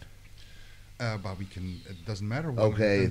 It's not. So they can choose which grower they can buy from. The coffee shops basically from this summer they have 10 choices. No, will be 4 or 5. Okay, but eventually 10. Eventually 10 exactly, and then basically you can just pick a mix. Okay. And each of them growers will have multiple strains. Of course. And they can pick a mix. Can you choose what strain you grow? Yes. Oh, okay, that's kind of cool. Yeah. At least they're not being like.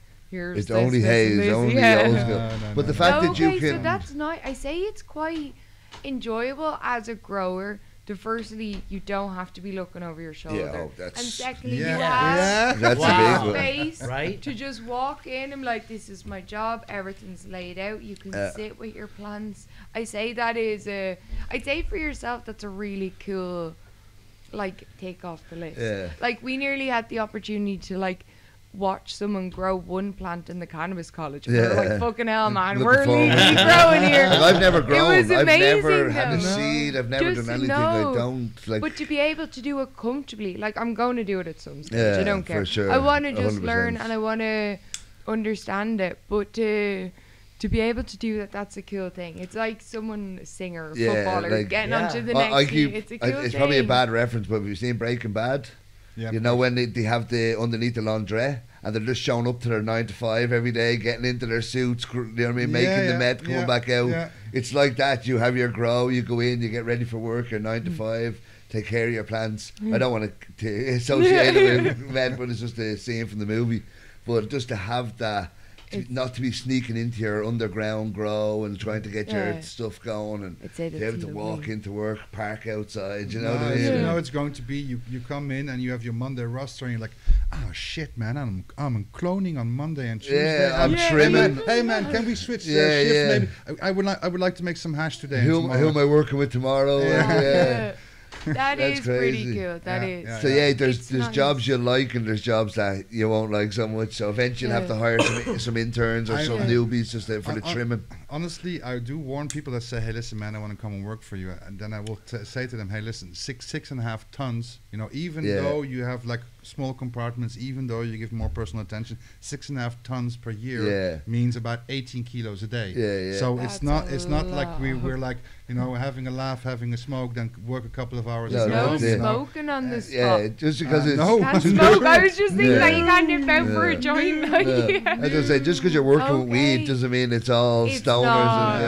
Mine's it's very... Okay. It's like saying, I like drinking. They go, right, you're going to be lifting kegs for 12 hours. You're like, that's not drinking. It's like, it's a bit beer. You know what I mean? Come on.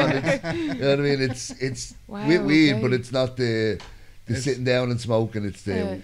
But what is at this moment, what is the most interesting part is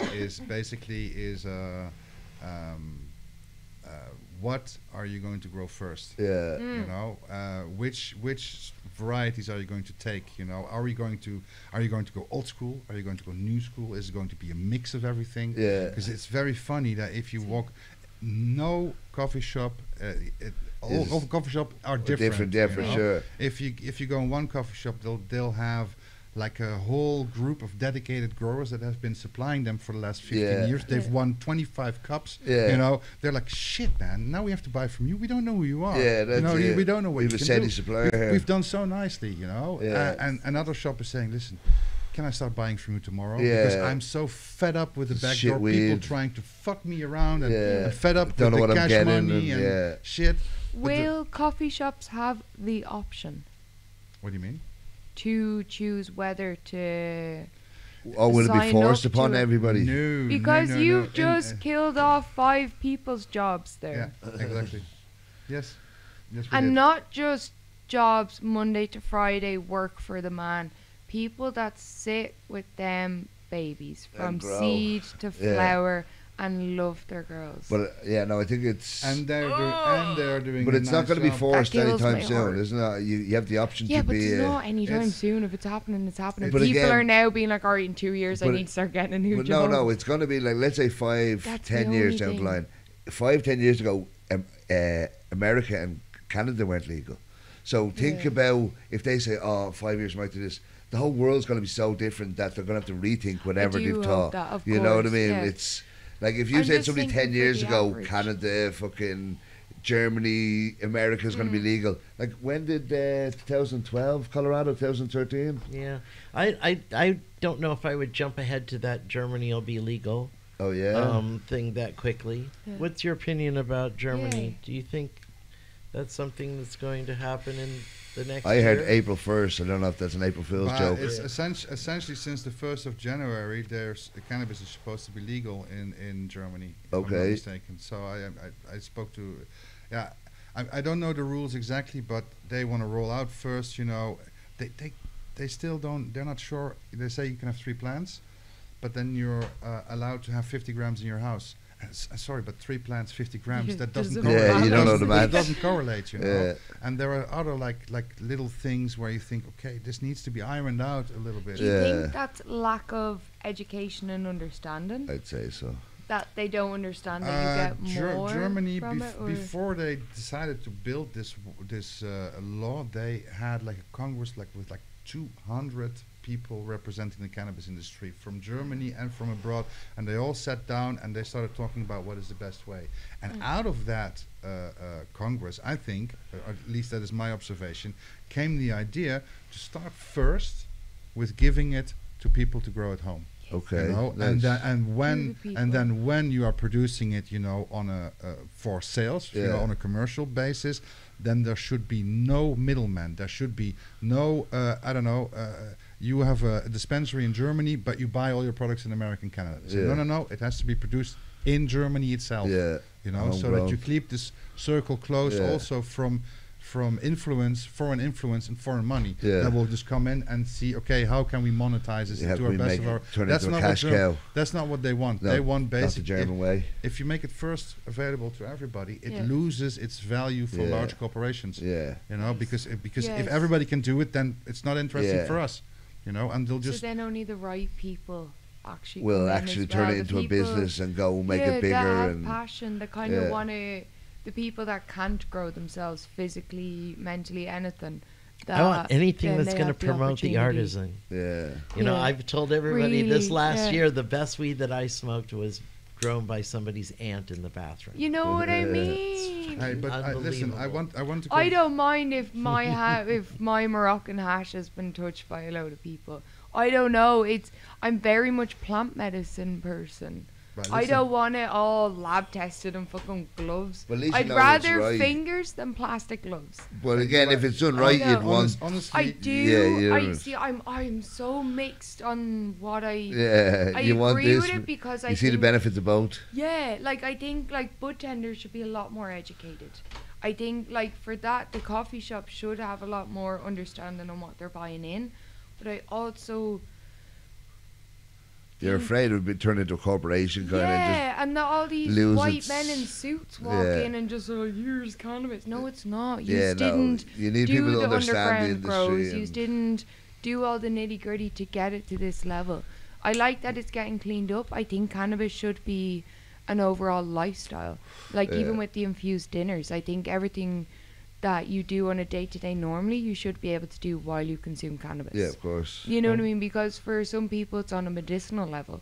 Us, it's recreational. We smoke to get high. We enjoy getting blazed. I do find it helps me with pain or anxiety, but it's I don't know. You're not in it for the medicine. Yeah, but like I do pick my stuff for what I'm smoking. I'll smoke my Moroccan during the day. Then at night, I'll smoke something heavier before bed. Yeah. I have my balance, but I think if the corporations get too much in it, it'll come to... Well, it's good that they have the... It loses... It doesn't matter what you're talking about. As soon as the profit model takes over, then you always lose on quality. That's absolutely true. Yeah, but see, that's why I think we need to keep up. Okay, let them do that, but also let, as you're saying, the artisans, let the smaller people...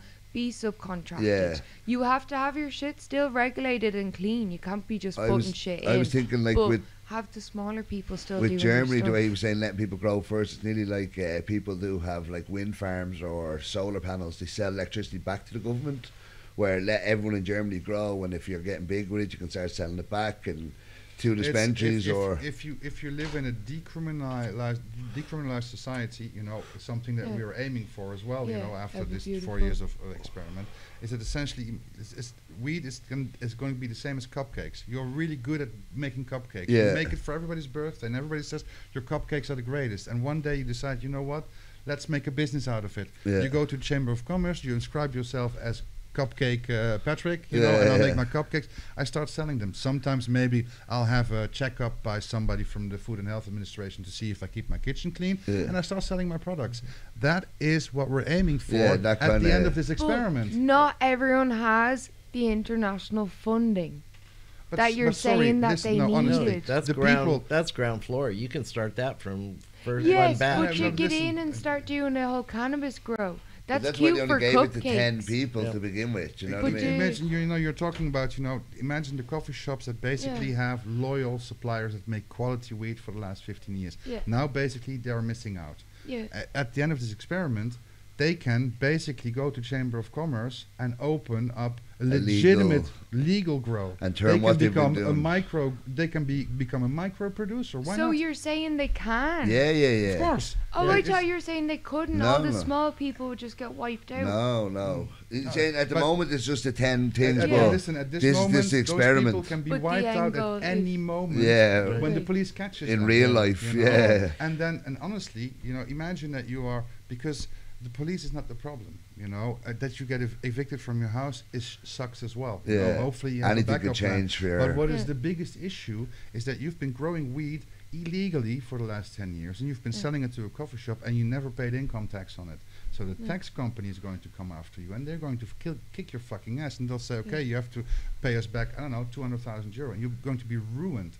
We need to make sure that these people that are growing decent, honest weed right now can make a step over. Make it into their living afterwards. If we are never going to fucking legalize cannabis in the Netherlands, then they will always they'll never come out of the shadows. They will always be fucked when the police catch them. So question, realistically, you said 4 years. What do you think is the odds that realistically the law that regulates cannabis production has already been passed in the chamber, in the parliament.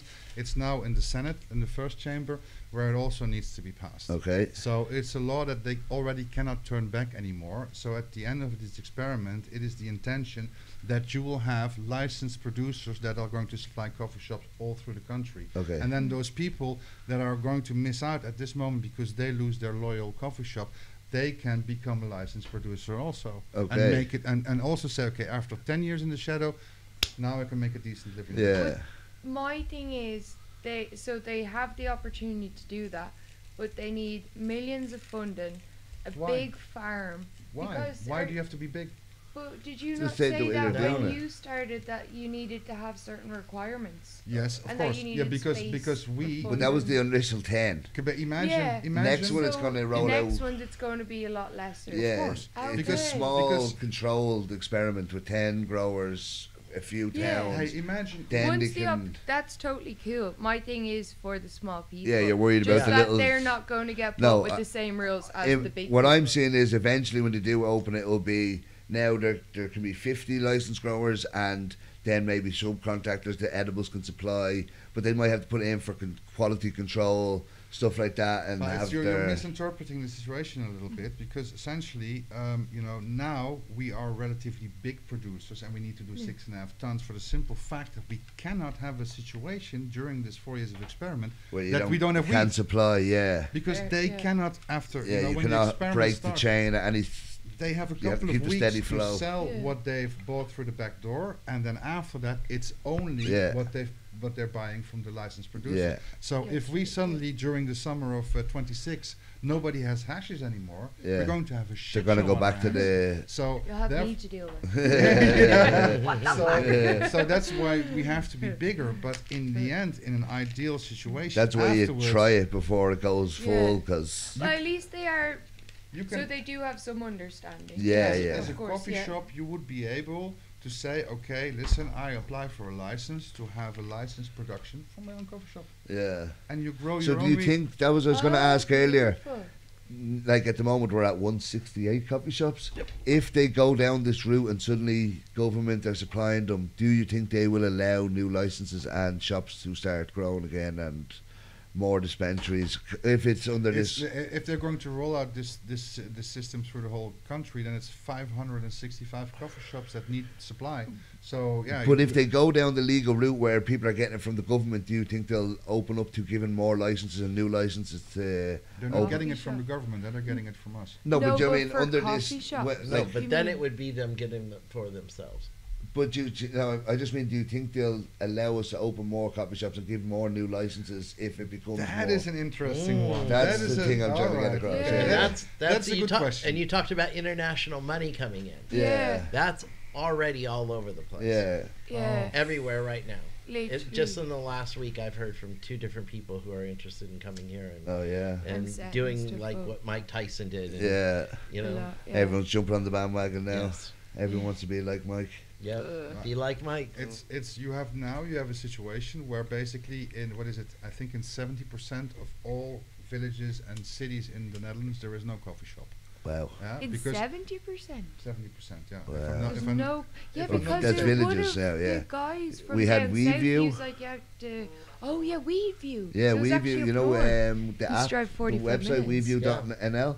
So we had them on episode 15, and they were talking about their first coffee shop, like I do at the start, and they basically said that your man had to travel 20 kilometers or something to get to his nearest coffee shop. That was his first ever coffee shop. So yeah, it's crazy. It's a city. We're spoiled in Amsterdam. A city or a village can decide. You know, the city council can decide if they want to have a coffee shop or not. Okay. A lot of them are saying we don't need a coffee shop because that means we will have a company in our village that buys their stuff illegal and sells it legally. So we don't want that. Why do we want to open Pandora's box? Yeah. But afterwards, you basically, if you say, okay, we can have a coffee shop because this coffee shop is going to buy from a producer and all the products are being checked and, you know, they're all clean. You get an invoice. So you can everything becomes no police checks. There's no this and that. Above the board. It can lower the threshold for specific villages to say, hey, you know what? We're going to allow one coffee shop in our village because we are 20,000 people. All the young kids are going to the big cities.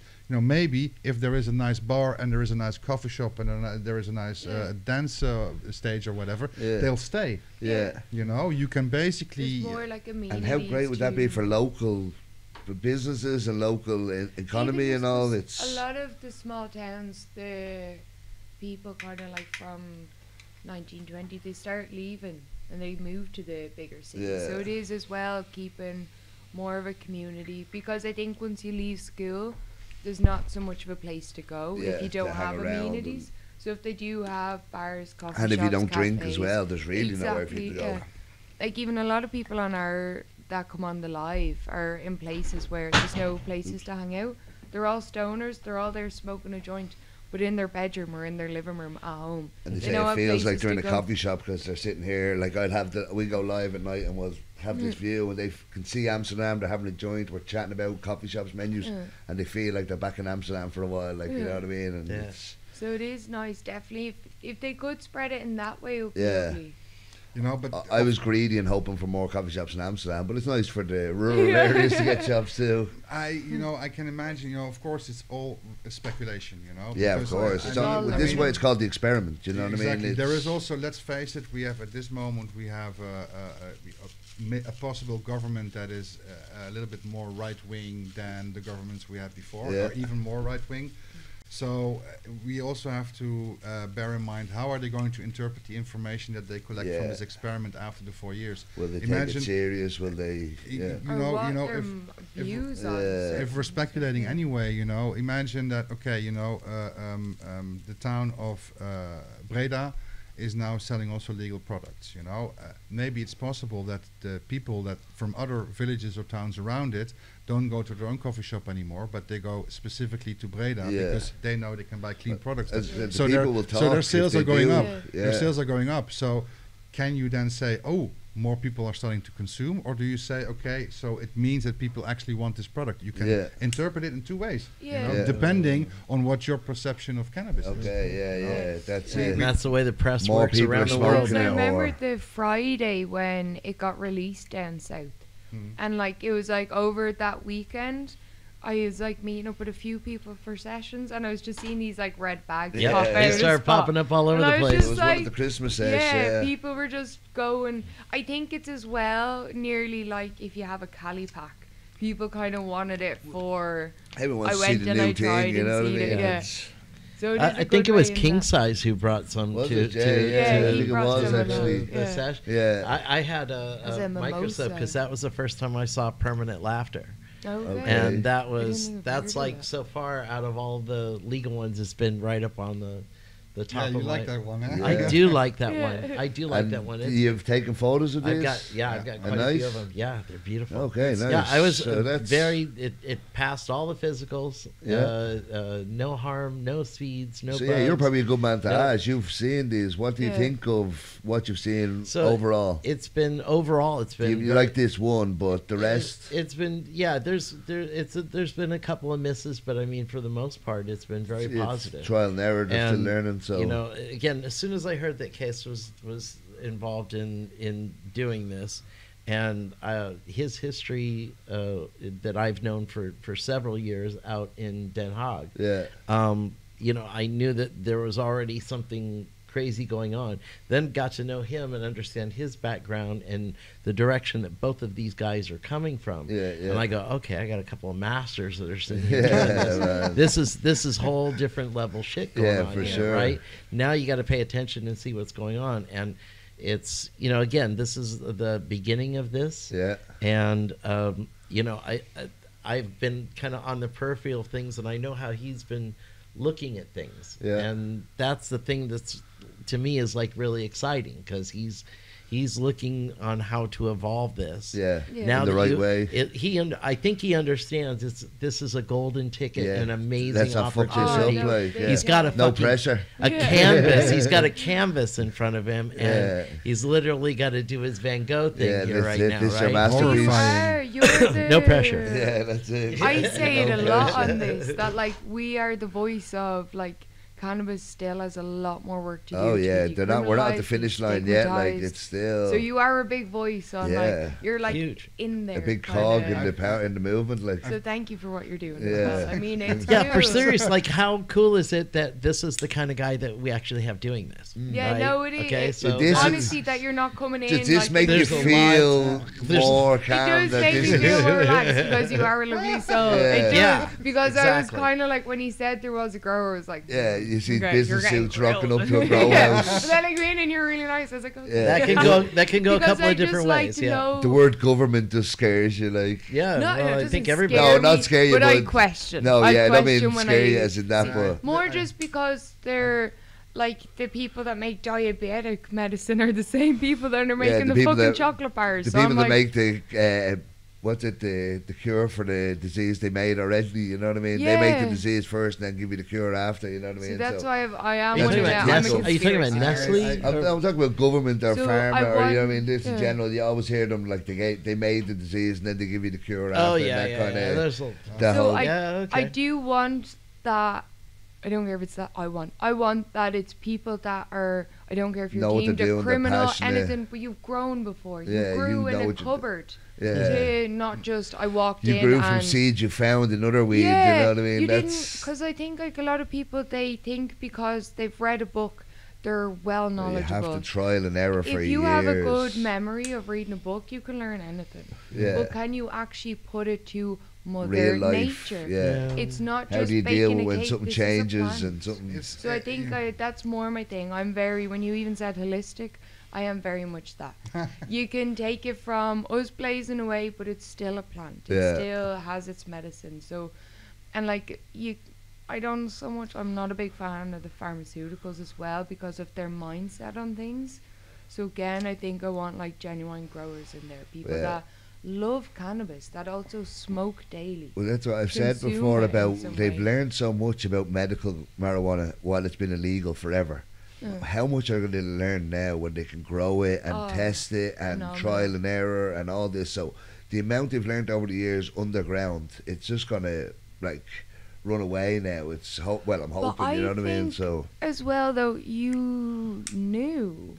All of yous knew. It's just now the government are putting it in black and white. Oh well, it's, all the underground growers, you knew everything. You talked about it. You it's hard to spread the word. You know what I mean? From underground, it's but I to think get it to that high level. You know what I mean? It's just now lab tested. There is really a substantial group of people that was basically growing for the back door that now basically found a position at one of the licensed producers and they can do it for real. They can, I myself, honestly, I know how to grow in a square meter, I mean, when I was selling BioBiz, basically that was for almost exclusively for people that grow in a square meter. So you're meeting people that are just say, listen, if I make something for myself, it has to be organic. Come on. Of course. What else? You know? So, and then you come to a situation where you have to produce 6.5 tons per year. How are you going to maintain that identity and that feeling with the small square meter, but doing it on a large scale? It's like trying to do an intimate gig in a stadium, you know what I mean? It's on a bigger scale now, and you want to keep that same quality and that same consistency, and that is the massive challenge. But you can only do that with people that have been familiar with the plant since a very long time and are able to read what the plant needs. You know? But trial and error. But what is also interesting is, you know, I mean, we're not all like holistic, organic, or whatever. You know, there is within those 10 licensed producers, there's basically, I think, quite a good representation of what the cannabis industry worldwide is today. You know, there is Canadian investors. You know, there is a German pharmaceutical company investing. There is fully Dutch-funded companies. There's people that grow hydroponically. There's people that grow organic. There's people that grow in greenhouse. You know, there is a beautiful variety. There is a variety. You can have your choices. Yeah, because essentially, you know, the consumer later on there are coffee shops where you can find 30, 40 different varieties, you know, and people maybe will know something about it if it's grown in soil, whatever. There's coffee shops that just sell a few different strains and people are happy with it. That's it. For all these different colors of coffee shop, you can find a licensed producer that can help you with that, you know. I'm glad to hear that at least they haven't just kept it, you have to grow it a certain way. You know what I mean? So at least they're giving you the opportunities to kind of play around. It's quite nice. In Tilburg and Breda at this moment, you have the choice between like a company that grows their weed hydroponically, one that has grown it in a greenhouse, and one that's growing organic. So you know, you can get familiar also with the fine details after that. Another thing, even then what you like, even past the terps, past the strain, you're like, okay, what do I like it from? A different way. It's like another thing with the fact that it's legal grown and it's not underground, will it change the price? Will it go up? Will it go down? Will it affect it? At the moment, what is an interesting discussion. It's essentially, you know, outside of Amsterdam, prices are in specific cities already relatively low. I mean, can I get like a decent bud for €8 here in Amsterdam?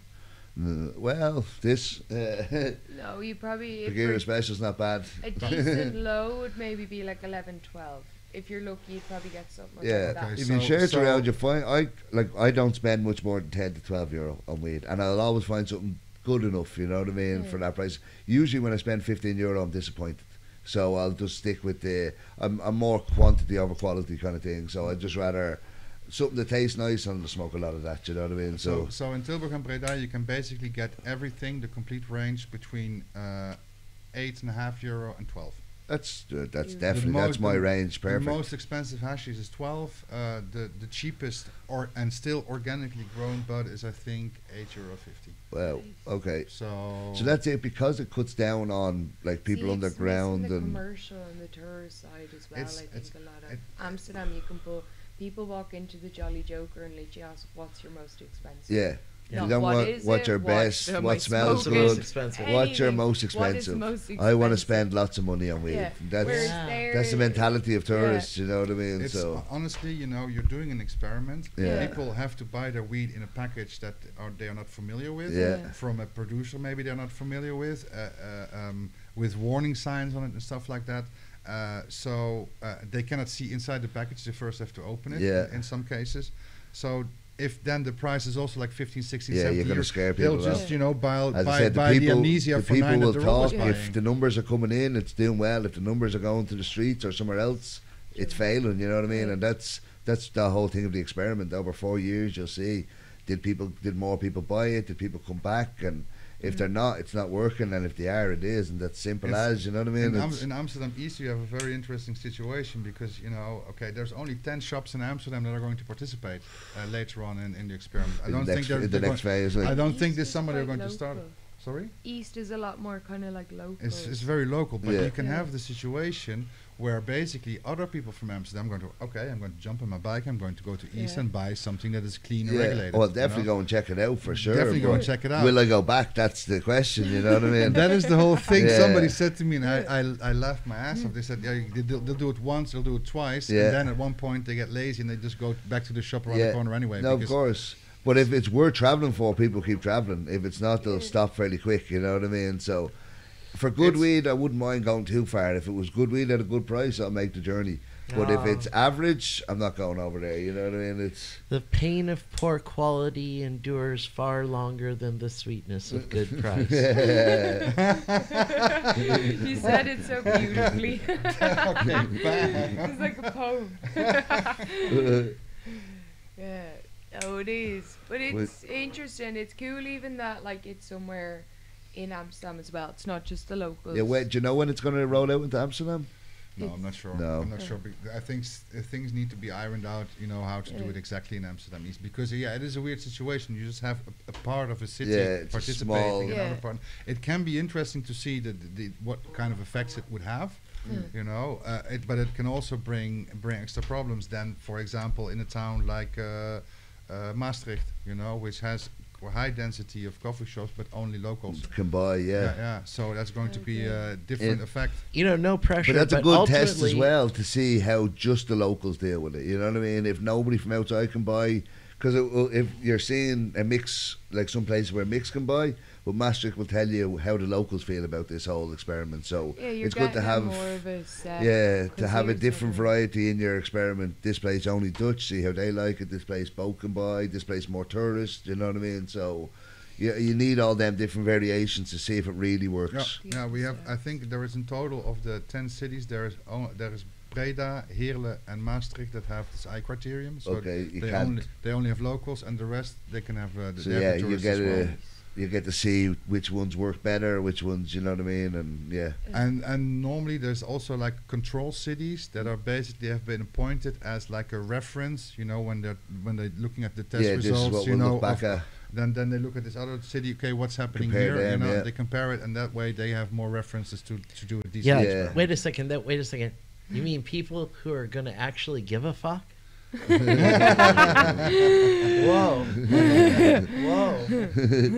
You mean they're actually going to evolve if things aren't going well? They'll change it and upgrade it and make it better?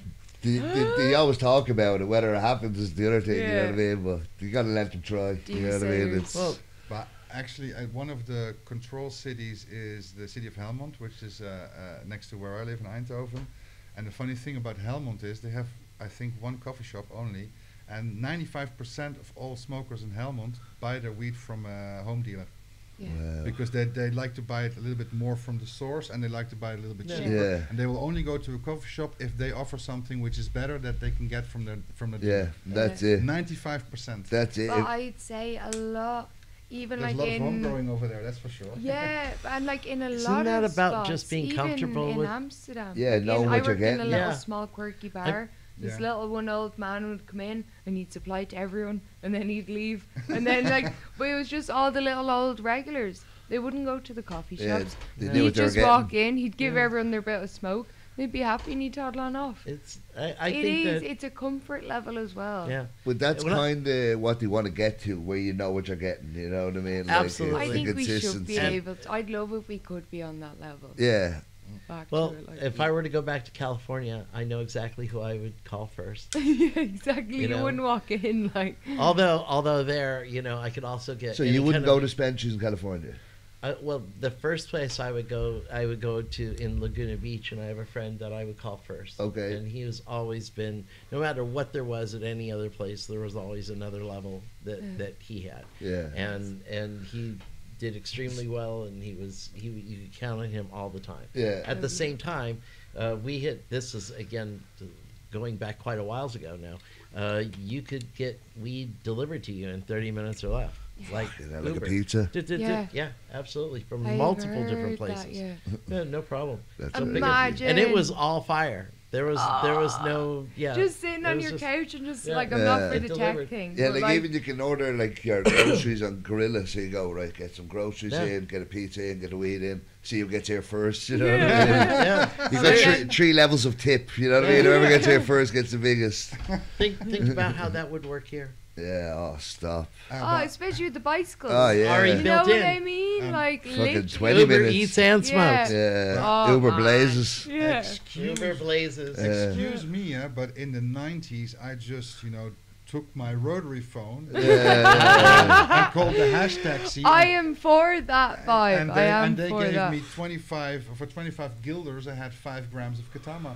And I would smoke like almost a week of it. It was hard as fuck, but whatever. But they just came over. It took so long. They deliver it? Yeah. Nice. Yeah, that was already in the 90s. Yeah. So, Well, that was just any taxi driver, really, right? It was the taxi, Yeah, that's it. Okay. There's always been the black market that will deliver, you know what I mean? Yeah. But wow. it'd be nice to have it on an app. Dude, it was. I think I saw in when medical cannabis started taking off in Israel. In Israel, did you say? Yeah. That's like maybe 10, 12 years ago or something. Yeah. Okay. And so all most these doctors all over these there as farms well. started popping up, and basically, if you would sell your weed to the hospital, you would get like about 25 cents a gram, and they would sell it to the patient for 11. But if you sell it on the black market, you get like 11. No, you don't get 11. Well, you get like 5 or 6. yeah. So much better prices. So many of those medicinal farms started popping up, and after 1 or 2 harvests, they either somebody took all the weed and sold on the black market, or somebody took all the money and then they closed up again. Yeah. But you had like I remember one of the last times I was in Israel. He said, "You want some weed?" I said, "Yeah, sure." He says, "Okay, here's a Telegram group." And they came and delivered within 15 minutes, Good quality? Kibbutz, it was super nice. Yeah. Wow. That's the black market, I think, in Europe right now, Telegram. Yeah. There's so many different... I keep saying the only people that are going to be really affected if everything goes legal are the criminals that are, you know what I mean, that are selling it in bulk and moving it to country to country. Yeah. If the government's had all that money going through, even the most corrupt government, that's too much money, they're still going to do good with it. You know what I mean? If there was all the money that's going through drug dealers and traffickers and all was going through governments, even the most corrupt governments are still going to do some good with that. Some schools or something's going to be over. Fucking cover up all the shit they're doing on the other side. You know what I mean? side. It has to. If suddenly there's a surplus of just billions of money coming in from the cannabis industry, they won't know what to do with themselves. I don't know. It just... Why am I thinking of Pablo Escobar now? The lines that man could have probably done more good for the country than the government did. Probably did. He helped more of the community and the locals. Fucked up a lot of people, See, but that's like the we need like a same. Mr. Beast style fucking Pablo Escobar with all the money but none of the killing. But that is actually an interesting topic because for now we are going to sell regulated weed, not legal weed. Yeah. And because the plant still is illegal, that means we still have no VAT or something like that. So, but if this experiment ends and the product does become legal, and or it's been taken off the opium list, then you have to pay 21% tax. So on it. you aren't paying tax on it? No, wait, you aren't paying tax on it at the minute. Wait, I don't give a bollocks about experiment. What? So Facebook sits up on an experiment for 4 years? Yeah, no, I'm a bullhead bitch. I don't care. So they're not paying tax on it for 4 years. They have a 4 years tax-free gap. No. Okay. Ooh, that would be nice. Yeah, no. So that's what I'm trying to figure out. What? Okay, somebody nearly got killed for no, listen. Yeah, what? When you're selling weed in the shop, that's black market there, bitches. No, when you're selling weed in the shop here for €10, it's €10. That's it. There is no. The shop's paying tax. If the product becomes. But is your site paying tax on the flower that you sell to the shops? We get our VAT, everything. We don't get it back at all. Everything for us is 21% more expensive to produce. Okay, so you are paying tax on... We are paying like, tax. I don't want it, but it's more that if the government are here being like, let's have 4 years of tax-free, lads, and then we'll play it but out. If it was just an experiment to go, like, guys, don't think about the money side. It's to see if they can deal with the flower side right first without...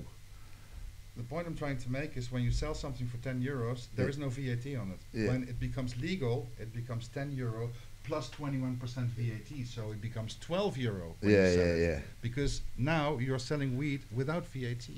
Okay. You know, because if you would sell something with VAT and you do your tax return, you say, okay, these are my VAT payments and stuff like that, and the government would give you your VAT back, then they would have basically legalized cannabis. So they're not because they've made money so with it's just VAT-free for 4 years. It's VAT-free. For the coffee shops. It is already but then it's VAT-free for everyone. Now already. Yeah, but that's cool because the ground people are making it. It's basically, but if the it's government separate so already when the coffee shops buy their weed in, they have to pay tax on that. This is separate. You're talking about when they sell it, they'll add an extra tax, like beyond your receipt, 21% tax onto it. So nothing to do with what when they buy it in. Right, at the moment coffee shops buy it in, they pay tax on what they buy in or sell, On top of that, the government would, that's no separate. The government would add a VAT on top of that, which would be whatever price it is now plus their 21% for the government. That's when it's legal. It's like what any drug dealer does to the junkie is it gives you the first couples for free. And then down the road they'll start jacking you. But no, eventually when stuff is legal, it adds the 21% like all legal products. But at the moment, the tax that we know the coffee shops pay is they're behind the scenes. That's to do with themselves, nothing to do with selling and the government and all that. But he was saying when it does become legal, there will be a VAT on it, and it will be 21% extra. So all weed at the moment is VAT free. All weed in all coffee shops. Should be. It's a plant. Yeah, no, but all products have a VAT on them. Even when you start selling it, honestly, then it should be what on fruit and vegetable you pay 3% or 6% VAT. Yeah. But then because our coffee shops not 51. It's I think on their product they have to pay 50% on what they're. I'm not sure, something like that. I've only heard. I think coffee shops have a high tax. Yeah. They pay a high. That's what I thought it was 51%. No, but this is a separate thing he's talking about. It's not on top of that around there. This is the VAT. Of course. So, and you pay that on everything that you buy in the supermarket or in the clothing store. Every receipt has it like at the bottom. And cannabis doesn't have that because if there would be VAT on it, then basically we already have a legal product. Because then the government is making money with it. They would be in violation of their own laws. Yeah. But if we legalize it, then VAT becomes effective. And then we can, for example, say, okay, this is plant material, organically grown. Hey, you know what? We're just going to put 3% or 6% on it. But the legalization will have an effect in the pricing. Yeah. Well, hopefully with the.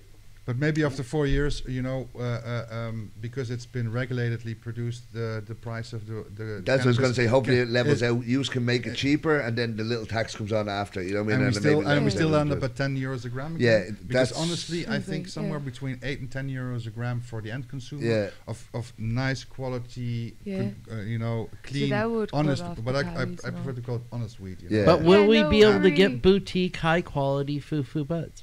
I hope so. Yeah, I hope so. The Californian Americans, are we going to go big? That's what I want to know. How big can we go with it all? Yeah, like will they have a I don't know, top shelf, a separate menu for like this? Is there's some witches here. There are some witches here, and there's some outstanding genetics here.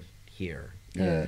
And given a green light and given a golden ticket to be able to create magic, you could create some fucking magic right especially here. With the comfort. And it would be, the quality would be... Like, think of some of the growers we know, if they were given the right facilities and the right space, the magic they could produce. And take this place take again. all that threat and all that guilt off of their shoulders and let them run free. Them getting it, then I'm happy. But that's what you said. That's all I want. I want the people like him. That's exactly right. Again, it's the only way it's going to work, because if you try and give people that don't know what they're doing, people will talk and go, I don't want this weed, it's terribly grown. So it's just another thing I was going to... Sometimes they don't really care what we say, and they're just like, this is what we're doing. With such a strong black market, the people will talk in this. You know what I mean? If they don't show up, they're like, right, something's not working here. This experiment, again, it's called an experiment, isn't working. So we either have to get better quality, better price, better something, but the people are going back to the black market ever since it started. And that will tell. Yeah. But another thing I was going to say, like, do you know the way it's still a grey area? You can have 500 grams in your shop, but you can't have it on the way to the shop. But once you're in the shop, it's safe, blah, blah, blah, blah, blah. Are you under that restrictions? Can you deliver safely from place to place. The situation is going to be for like 6 weeks. You still have your 500 grams that you bought through the back door. Yeah. And you can have a week supply that you buy through the front door. Okay. So you can say to us and the other licensed producers, okay, I'm selling 5 to 7 kilos a week. Yeah. So then you're allowed to have 5 to 7 kilos in your store at any given moment. Okay. As well as the 500 grams of the back for door. a period of about 6 weeks. But just as you're kind of doing the turnover. Like you're doing the transition, you're basically getting rid of your last products. You know, I'm saying more for the runner. Do you know what I mean? Like sometimes a runner on the way to the you don't need runners anymore. That's what I'm saying. So you can freely, you have no worry about bringing your product from the grow to the shop. That will never be an issue for you. No. Do you know what I mean? Like some shops you hear, police caught a guy on the way to a shop with a bag full of weed. He got arrested. Weed got taken. That happens because of the underground market and the loopholes we have to go through. So that's eliminated as well. We have to send it through a secure transport. So there you go. But basically, we have like a dedicated secure transporter that is going to do that for us because and we are partially involved in it in that company as well because we understand how you need to supply coffee shops and what is important for them. You cannot just give it to like some other company and they'll just go like, imagine that the guy that's bringing the stuff doesn't like coffee shops and doesn't like weed and he just goes like, that's it, just throws it in the back. There is basically the people that bring it are basically the business card of your company. Yeah. You know, they need to help. They're presenting it. The stuff needs to be scanned. It needs to be checked if everything is correct. Because listen, if we're bringing you 5 kilos, if you're doing it right, you have to do it all by the book. You know what I mean? I like that it's breaking off the seediness. Yeah. You know what I mean? It's breaking off that kind of like. Because I do always tell people. Well, that's the thing, and there's less steps involved here in this process. So there's less fingers touching which means things. And I know that that's not a big deal for you, but for me, it's a huge deal. Yeah, like like it's a level. It's like it's obviously not like scumbag level, but just like I don't. It's like your fruit and veg. If you went and bought veg from the market, the veg man's going to pick it out and put it in the bag. Yeah. That kind of a vibe. I don't mean like dirty stuff. It's more going to be like picnic coming to deliver. And that's nice then. Drink cola or Fanta, Sprite, water. Cola would be nice. Water's cool. Thanks. Water? Yeah. Yeah. Fairly? Yeah, I'll take a water. Yeah. Nice one. Did you? Oh, sorry, wrong way. Awesome. All right, I'll pass that over to Ferry. No, because essentially, you need to. In a way, coffee shops have it relatively easier now. Okay, relatively easy is not the right word. I'm going to piss off people when I say that. But you have 500 grams and you have a runner system to be able to supply you during the day.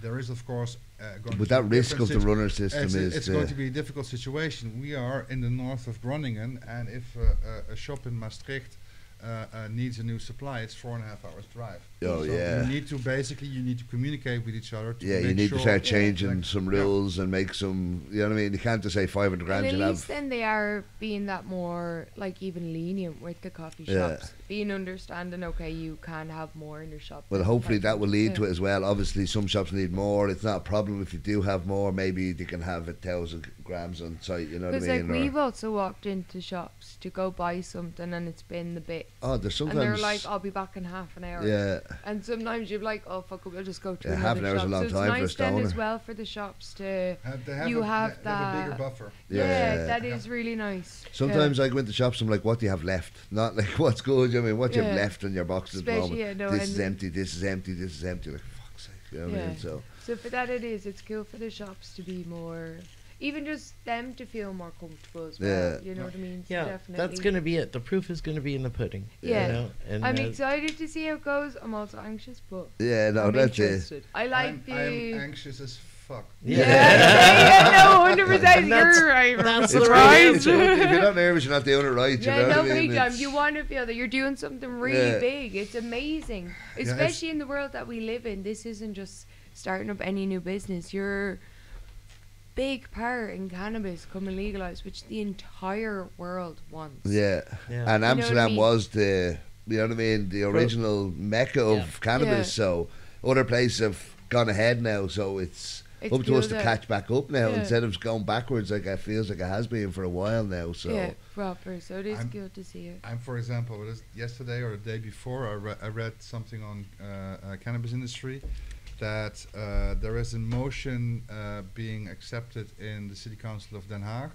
that they have to investigate participation in the experiment. Okay. And I'm like, because some of the best coffee shops in the country are in Den Haag. Yeah, I've heard that. I still haven't been there. They go out of their way to find the best possible buds. Yeah.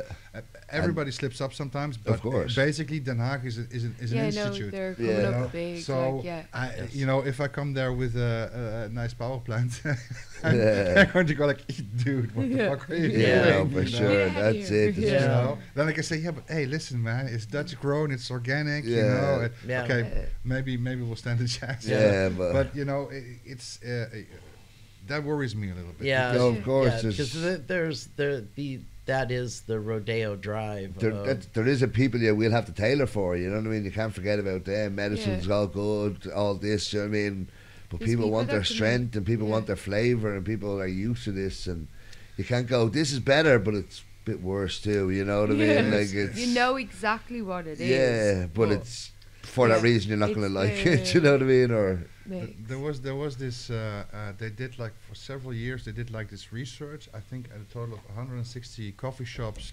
They had like these people doing picketing. You know, counting the amount of people that go on average. Yeah, surveys and there was a survey exactly. That was what I was looking for. There's like an average of 600 to 650 visitors in average to a coffee shop every day. Yeah. They sell on average 1.3 kilos per day.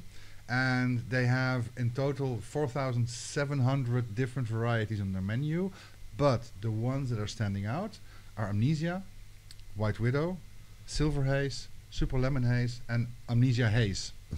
So, okay. I have all three of them on the menu, and that's what a lot of people want to say. And that is what the majority of people are smoking. Yeah. You know? A lot of tourists, I think it's a safe bet for tourists, you know what I mean? What's the happy weed? What's but you also with the locals, though, you see the haze smokers. Yeah. Without being bad, you see them in the shop. The ones that are like the 5 gram haze every day. Yeah. Because of the type of high it is. It is bit more wired, bit more buzzy kind of. You know what I mean? You kind of, I sometimes like, I let them go ahead of me in the queue. I walked into a shop at the same time and they're like. Full of caffeine or something. Yeah. Like I know I'm wiry. I know what it's like. Yeah, no, it is definitely, it's a common of in all shops there. I think it's nearly, shops even feel comfortable having that on their menu. They'll have them and then they'll have their extras around it. Yeah. They're like the base kind of. It's like the core, yeah. But the funny thing is, you know, in Tilburg and Breda, you know, there's 3 licensed producers. There's all types of different weeds and there's 2 types of hash. And from all the varieties that they have, there is only one that is like common, which is Amnesia de Kokket. Okay. And I talked to a couple of shops and they're saying, okay, weirdly enough, the Amnesia is the one that doesn't move at all. People are trying out all the other stuff instead of the Amnesia. And I was basically, especially from that report, I was expecting, okay, people come in, there's a lot of new names on the list, they'll take what they know and test that first, but it's the opposite. Okay. You know, so they're testing out all the other stuff. So, so hey, wait a minute. That's it, they'll always try it once. It's will they come back is the other thing. You know what I mean? Let's just say, is the bulk of Dutch cannabis consumers, are they going to say goodbye to their old haze faithful and their White Widows and jump into the world of new flavors and names and gelatos and fucking biscottis and all this stuff? Or are they going to go? Well, you know, also I think we're talking about 2 completely different markets. All of the other coffee shops and Amsterdam. Yeah, no, it is. Amsterdam is a complete enigma to the complete cannabis industry in the world. But again, like even outside of Amsterdam, you can get away with more edibles. The laws are a bit more lax outside of Amsterdam. Like I've heard that Den Haag has a lot of like gummies and a few and other stuff in some of their shops. So I think I've heard anywhere outside of Amsterdam seems to have a lot more relaxed laws on their restrictions in coffee shops, and it depends. Well, I don't know if they have relaxed laws or they just get away with it a lot more, but I've heard that you can get gummies, you get all this in outside of Amsterdam, it's pretty much a free for all, is what I've heard. I've been to places where I saw like infused Doritos, and I'm like, what? And but stuff that I didn't imagine. I think we had spliffs. That was on our first episode. One of the guys, spliffs, comes on. He was on the first episode of Alpha Chef, and he makes infused Doritos and Cheetos and stuff. So there possibly is. That's probably. You know, therefore there is what is the grass company in Tilburg. You take a train, you get out of the train station, just take a left, you'll bump into them, and you can have a infused dinner if you want. Yeah, you know? nice. They'll have like space shakes and stuff like that. Yeah. Because I've heard of it having a restaurant, but I didn't know you could have like an infused dinner. Don't pin me on it. Maybe it's the milkshakes and some other stuff. But they have a restaurant. You can have a dinner there, and some of the stuff that they're selling is infused. Nice. Yeah. I love it. Even the fact you can go and have a restaurant and stuff like that. Yeah, beautiful. That is cute. Gotta take a trip, so. Yeah, definitely. We've a few little things we need to hit up. We take a few months off at this stage. We've so many places to go. Jesus Christ. I mean, in Amsterdam, of course, you have like amazing coffee shops as well. You know, but again, it's so built towards quick turnover, tourists. It's not built towards. Let's get people in. Let's get people chilling. You know what I mean? It's on the outskirts or the bigger shops like Prix de Me, for example. You can't sit there. They want you to sit there for hours, and they'll supply food and drink to make sure you sit there for hours. There's other shops then that have 7 tables, and they'll just put in wooden seats, so you'll sit there, enjoy the vibe, and after 1 or 2 joints, you're like, right, let's go for a walk and check somewhere else out. You know what I mean? But that's what I knew Amsterdam as. Amsterdam was coffee shop, a few laps around, coffee shop, a few laps around, and that was every weekend we came back, we done the same thing. You know what I mean? Went to a coffee shop, had a few joints. Let's go for a walk, seeing the city. Oh, let's stop in here for a joint, a few more joints. Let's see the city. And that's Amsterdam, you know what I mean? So it's, and that's what's so incredible. You could walk around and never see the same spot twice. And every corner you turn around, there's something that's somewhere just else, mind-blowing. That is what? 1492? The buildings and all stuff. But like, as a drinker, you just go to a pub and you stay there. If you try to move, you lose half the people. Some be there, some will go to the kebab shop on the way. You know what I mean? So, where stoners get bored after a few hours, like, do you want to just go somewhere else and just walk down the road? We sit here now, have a few joints. Here's want to go somewhere else? Let's go to a different coffee shop, a few joints. You know what I mean? And you know what? I think there's been some really significant upgrades. Oh, for sure. Lately, you know that one corner that used to be Dead Man's Corner over where Family First is. Rembrandt, the whole street now feels like it's back alive. Damn. Balboa's. Baloo. Even Bush Doctor, I forgot about for so long. The old church. Old church, and then you've got hashtag up the road. Boom. That whole L shape there, it's like. It is groovy. I never went to Rembrandt for years. Like, it was more. Upgrade.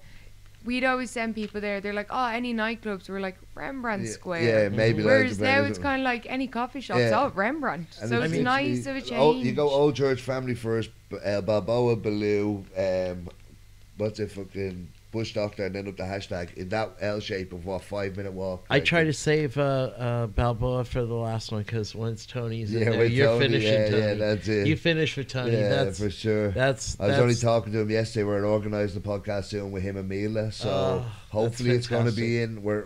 So my number one ideal podcast is we do a tour of her museum. Then we sit down and do a 2-hour podcast in the museum. Yeah. If that's not possible, maybe in Tony's shop we'll take over one of the floors and do a podcast there.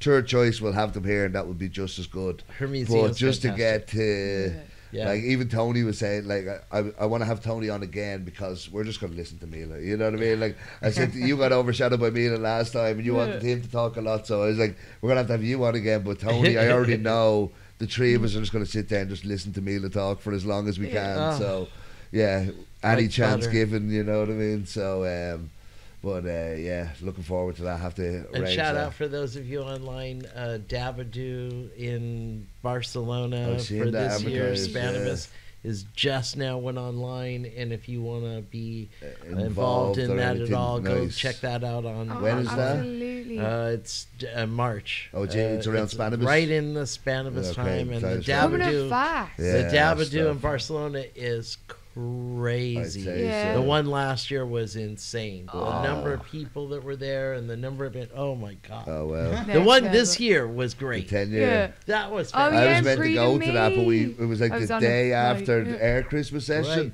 So between being up for like 2 days doing stuff, and then I had to work on the Tuesday, I was like, Wednesday I'm going to go over there, and I slept till like 6 or 7 o'clock. I was like, oh fuck, I'm not going over there now. Oh, dude. Stone over 3 days. It looked cool. amazing. It was deadly. Good energy. 19 dabs. You had 19 dabs. Lakalada won something. Yep. I seen Lakalada, I seen Jackie up there in the pictures. They kicked ass. Peter kicked ass in there too. There was true masters. Dank Duchess was there. She won something too.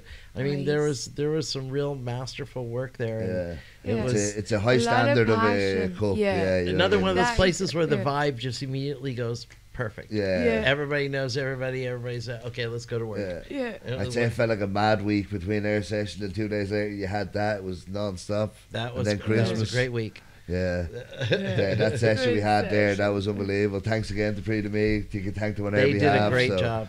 Dude, man, those menus, the chef did an incredible job. Man, every time I looked, there was just new food coming out onto the thing. I was like, mind-blowing, and everything was brand new, and it was all super tasty. And it was like the perfect kind of munchie and just a small little taster amount and just loads of it, I didn't have much time to stop it. Every now and then just back out and all of it. Meatballs and all really savage event. I'm really hoping that they add some of those things to the menu. For sure. Wow, it was, it's a teaser.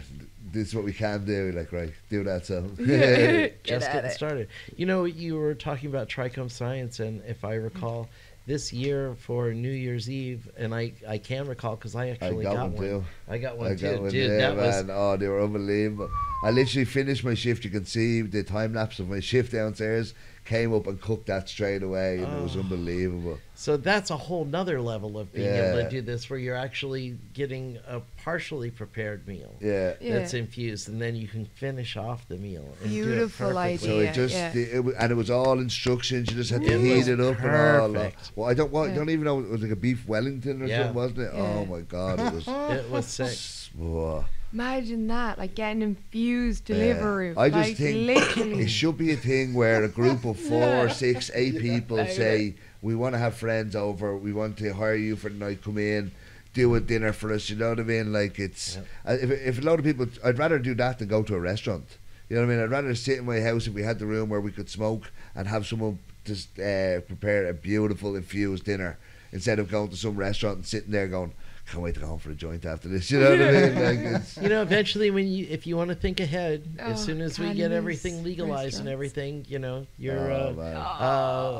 Fat Phil's Philly cheesesteak fries infused.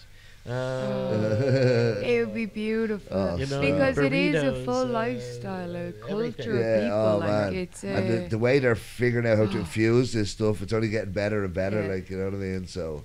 Especially for people that don't want to. I think a lot of people have even been fearful of consuming cannabis because of smoking. They think cancer, they think of PCOD, anything of that sort. And that's completely justified. 100%. So if you can do it in a lighter dose, in a healthy salad, in America they have like nice cooking oil sprays you can get, and like salts and pretty much any product you can think of. Salt and sugar and honey. There you go. You just cook with it. You know what I mean? And you're getting the benefits. And honey's just now really starting to evolve now. Shout out to Mystery Bees. That's a phenomenal product. You know, so this is another question I have for you. Do you, in your opinion, think that you can see a time and place, if this is successful, where the menu is going to open up and you're going to be able to bring in more resources and be able more variety. You know, let's grab Mystery Bees and let's let them start to produce. And I'll take you one step, question 2. What do you think about mushrooms, psychedelics? And do you think we might be able to get that into the back barn? Like if they're going to do grows for cannabis, why not? But honestly, I mean, who is? I've never heard of anybody getting busted for growing some mushrooms in its cupboard. No, I don't think it's a real. I don't think they're really checking you on that anyway. But I don't think mushrooms should be sold in shops, and I don't think they should be sold like the amount of people come into me and go, "Have these got mushrooms in it for the edibles?" I'm like, "No, they're weed." Like I don't fuck. I've done mushrooms. I've had crazy experience of mushrooms. When I do them, I want to be in a house with other people doing mushrooms and nothing else. I don't want weirdos outside world. Can you imagine a room? Think of all the stoners and people going white and all in your coffee shop. Imagine that room was filled with people taking mushrooms for the first time, not knowing what they were going to experience. That to me would be a completely different that would be like Alice in Wonderland. That would be terrifying. Very bud tender is my day. With all the lights, the flashing lights and everything. It would be terrifying. So I don't think mushrooms. Can you still do that in Cocopelli? I think it's the last place. They advertise it's the last place you can trip legally. Truffles, hard they're pass. Okay. Why hard pass? They're nothing like mushrooms. Yeah, but it's the best you can get. Like it's but not the best. Because why? Why not? Why are you? I think it's a dramatically different experience. And again, what I'm, in my experience in the last year, in particular, in interacting with a lot of the tourists that have been coming in here, almost universally the response about the people that have done them or that were here doing them was negative in one way or another. Mostly because it had some digestion issues, and either they tripped their balls off or they didn't trip at all. Okay. And the ones that say they tripped their balls off, I think, are lying. What's the one we done about 2 years ago? That was the last time I'd done that like that. Well, the one guy, I will tell you, he was the most demonstrative about the whole thing. And again, I'm a poker player. It was a big oversell, and his two other friends got sick and threw up and had to stay in the room, and he was the only one who was, oh no, what did we get that balls time? All night long, and it was like, okay. What did we get that time? 2 years ago, dragon something. Yeah. But I think they were truffles anyway, weren't they? Yeah. You got them from a shop. Yeah. And we had a trip for it was short. But it was good. Like I'm seeing colours. I remember she had blankets and everything is a different colour and pattern and all. You can see how fairy and fucking still all her designs are. And I remember just going like this and I couldn't tell where one jacket ended and where the blanket was and. I got that good visual trip for an hour or two, not as long as I would have off other mushrooms and all, but I definitely got something and I definitely felt something. So I don't think I don't do them that often, but yeah, sorry, go on. Like, do you think they're on the same level? Like, they're not the same level as the space cakes from the tobacco shops. No, they're definitely not fake. No, I don't think they're fake. Again, I think there's the reviews that I've heard have been mixed. Yeah. But like mostly, a light beer, you know what I mean? Yeah, like a light beer. Yeah. That might be more of a. And it's again, I think you're in the same kind of. They are a lot lighter than. Well, probably for a good reason. Yeah. Like 15 grams of truffles will probably be about 3.5 of mushrooms, if not more. Wow. Okay. Yeah. So I remember when they were dry, when you could buy them dry, they were like straw. We literally just crumbled them up into powder. Yeah. That was the way they sold it. I think you have like a scale of drugs as of to harmless to dangerous. And in the scale in the Netherlands, I think mushrooms is somewhere completely on the bottom. Yeah. And I would also think that if the government were to get involved in doing something like this, they would start off by doing it in a microdose scenario where they were making little capsules, maybe 0.05 micrograms. Of all the each, is that you talking or the government? No. Well, I was saying, looking at seems like you could be little, of all the drugs I've taken, my scariest experience ever was on the Damrak in the Delta Hotel, I think it was. We took mushrooms with all my friends and they'd never done it. I was like, I'll talk you through it. I had a bad trip, went into a different room, and I swear to God, it scarred me for a long time. Because I was smoking, anytime I have a joint from weeks later, I'd get these flashbacks and all. So, I don't know. Of all the drugs, I bought these legally, and they're the ones that have had the most negative effect. The most powerful and most intense effect. There you go. So I just I don't want to scare anyone off mushrooms, but just don't fuck around with them. Exactly, you know what I mean? Don't. They're not like I'd smoke a joint on my way to my driving test. I wouldn't give a shit. I wouldn't even think about it. Mushrooms, I'd have to be like, right, who's here? Who's coming later? What's happening? Have we got everything? You know what I mean? Because you got to be prepared for that trip. You know what I mean? Because it can be, if your mind's the wrong way. But the one thing I will tell anyone, and I was told the first time I nearly freaked out, was you're on it, just enjoy it. You're on it, just enjoy it. And just keep trying to tell yourself that or ask someone to tell you that, and you should be fine. Do you want to wrap it up? You need to catch a flight? I'm starting to calculate. But what you said is dead on. That is exactly the way to get through all of these things. You know, you're on it, just enjoy it. You've just taken a substance, write it out. Yeah, write it out. Write it out. You know, and literally, I was like, you're right. You know what I mean? And then I'm like, oh wow, you know what I mean? It went from oh my god, what has happened? Because it's very intense. You know what I mean? It's. I've even taken. I think I've taken acid and LSD only once or twice. I don't know how strong that was, but mushrooms are still the stronger, and I bought them legally every time. You know what I mean? That was a new product I got recently. LSD microdose. Yeah, I'm seeing a lot of that. And I've even heard about DMT as well. A nasal spray mushroom thing somebody told me about back home or in Ireland. I don't know. It looks amazing. It's in a really cool a boutique bottle, and LSD's not legal. He gave it to. I don't think so. Okay, but he gave it. The guy that gave it to me. Then the next day said, "Did you try it yet?" And I went, "No." And then the next day I was like, "Did you try it yet?" And I was like, "No." Now I'm a little concerned. Am I the guinea pig here? So it's sitting on a shelf. Yeah, no man. I'd be with the right people in the right conditions and the right variety. You know what I mean? Yeah, no, I might be able to donate that too. I don't want to. I'm okay. You have an advantage with LSD and mushrooms that basically our authorities recognize that these are not substances that can be addictive. They consider them completely non-addictive at all. And mushrooms have a lot of medical benefits. Do they deem cannabis addictive? Yeah, it's higher on the list. It's somewhere in the middle. Yeah. And it does have, like, honestly, you wouldn't want to be tripping balls every evening. No. You need reality. You know. But a lot of people have no problem to smoke like 4 or 5 joints in the evening before they go to bed.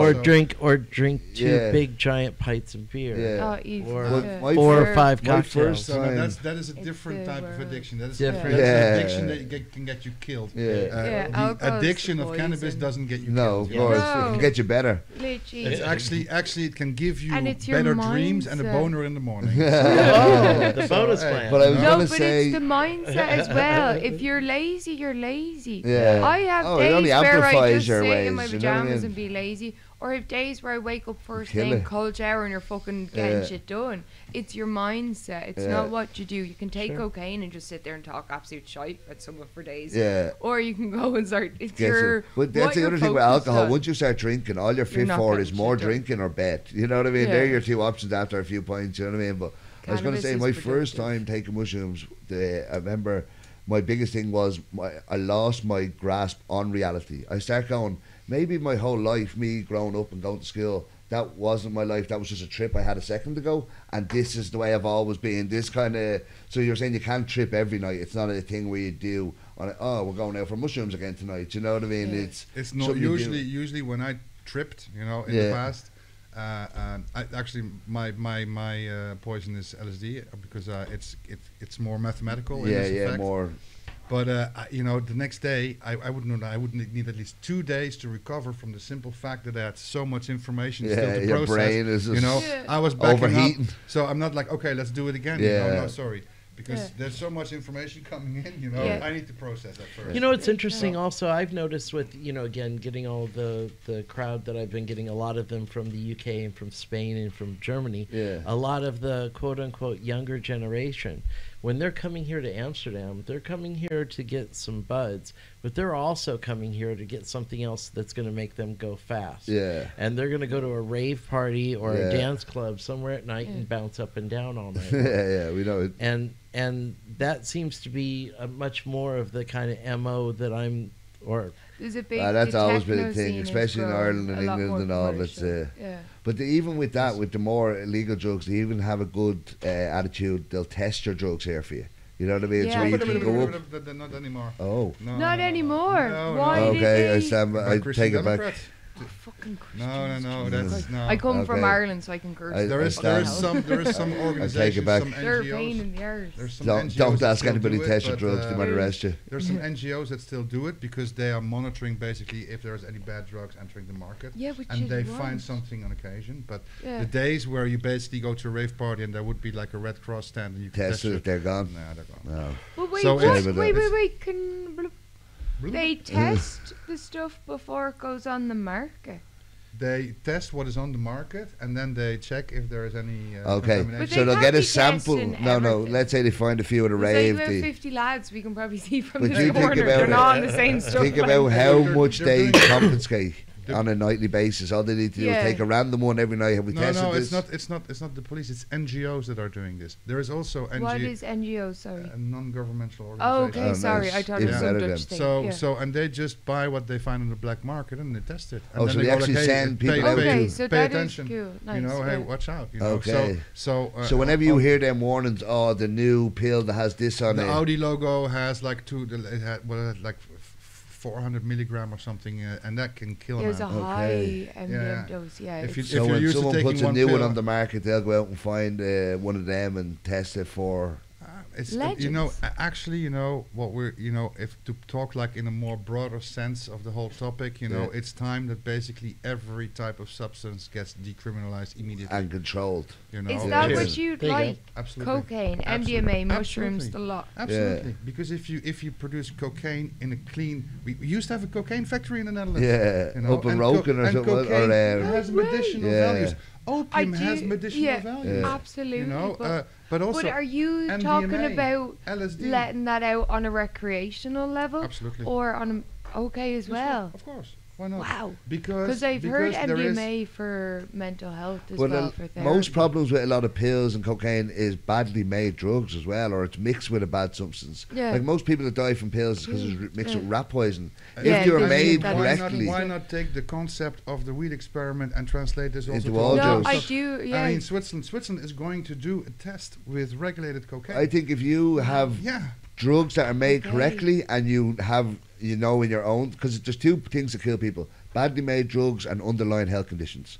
So if you don't have an underlying health condition and you have good drugs and you don't do too much, I was just about to say, you should be okay doing drugs, because I've done a lot of drugs in my time and I've been okay, you know what I mean? There wasn't much common sense, but you know what I mean? I'm just saying, if most people who die at raves and stuff, it's either one, they took a bad drug, or two, they already had maybe a heart problem or something else that caused it. So they're the two leading causes. So if you had someone get a health check and you had the drugs regulated, there should be 0 to no deaths. Well, apart from alcohol kills, caffeine kills, sugar kills, there will be deaths of everything. It's everything in moderation. Weed's the only thing that doesn't kill. Essentially, a basic human right. The Germans, they call it das Recht auf Rausch, but in English it translates the right to a rush. Okay. The right to enjoy something. You're allowed to sometimes to just have a high, have a rush, and it doesn't matter which substance it is. This is basically Germany always had a human right. I mean, you can do it with your coffee. You can do it with alcohol. Caffeine kills more than not more, but it kills people. You know what I mean? Caffeine does kill. But you can also do it. I don't mean 4,000 years ago, people were eating mushrooms as well and tripping balls. And maybe that's how they build pyramids. Well, we only talked about that a few years ago. There's a theory on how that could be how monkeys became. Sorry, we'll wrap it up there. It doesn't matter. But it was just a quick one. That's how monkeys became Homo erectus or Homo sapiens or whatever, from eating magic mushrooms and opening something in their brain, and that's how humans became from monkeys. That's a theory I heard on Joe Rogan. You can look it up there, but don't blame me, blame Joe. Right. Don't blame me, blame Joe. Thank you so much for coming on and telling us all about this. Thank you very much. Patrick from Hologram. Sorry, Hologram. And again, Captain Hooter, but we'll have to have you on again because we need to talk to you for one time. Just come and hang out like this. This is cool. This is thank you so much, bro. You're like our third co-host. Really. Right, if you're still watching, thanks to the fairy as always. Yes. If you're still watching, like and subscribe and all that stuff. And guys, thank you so much. Cool. Cheers. Cheers. Peace out.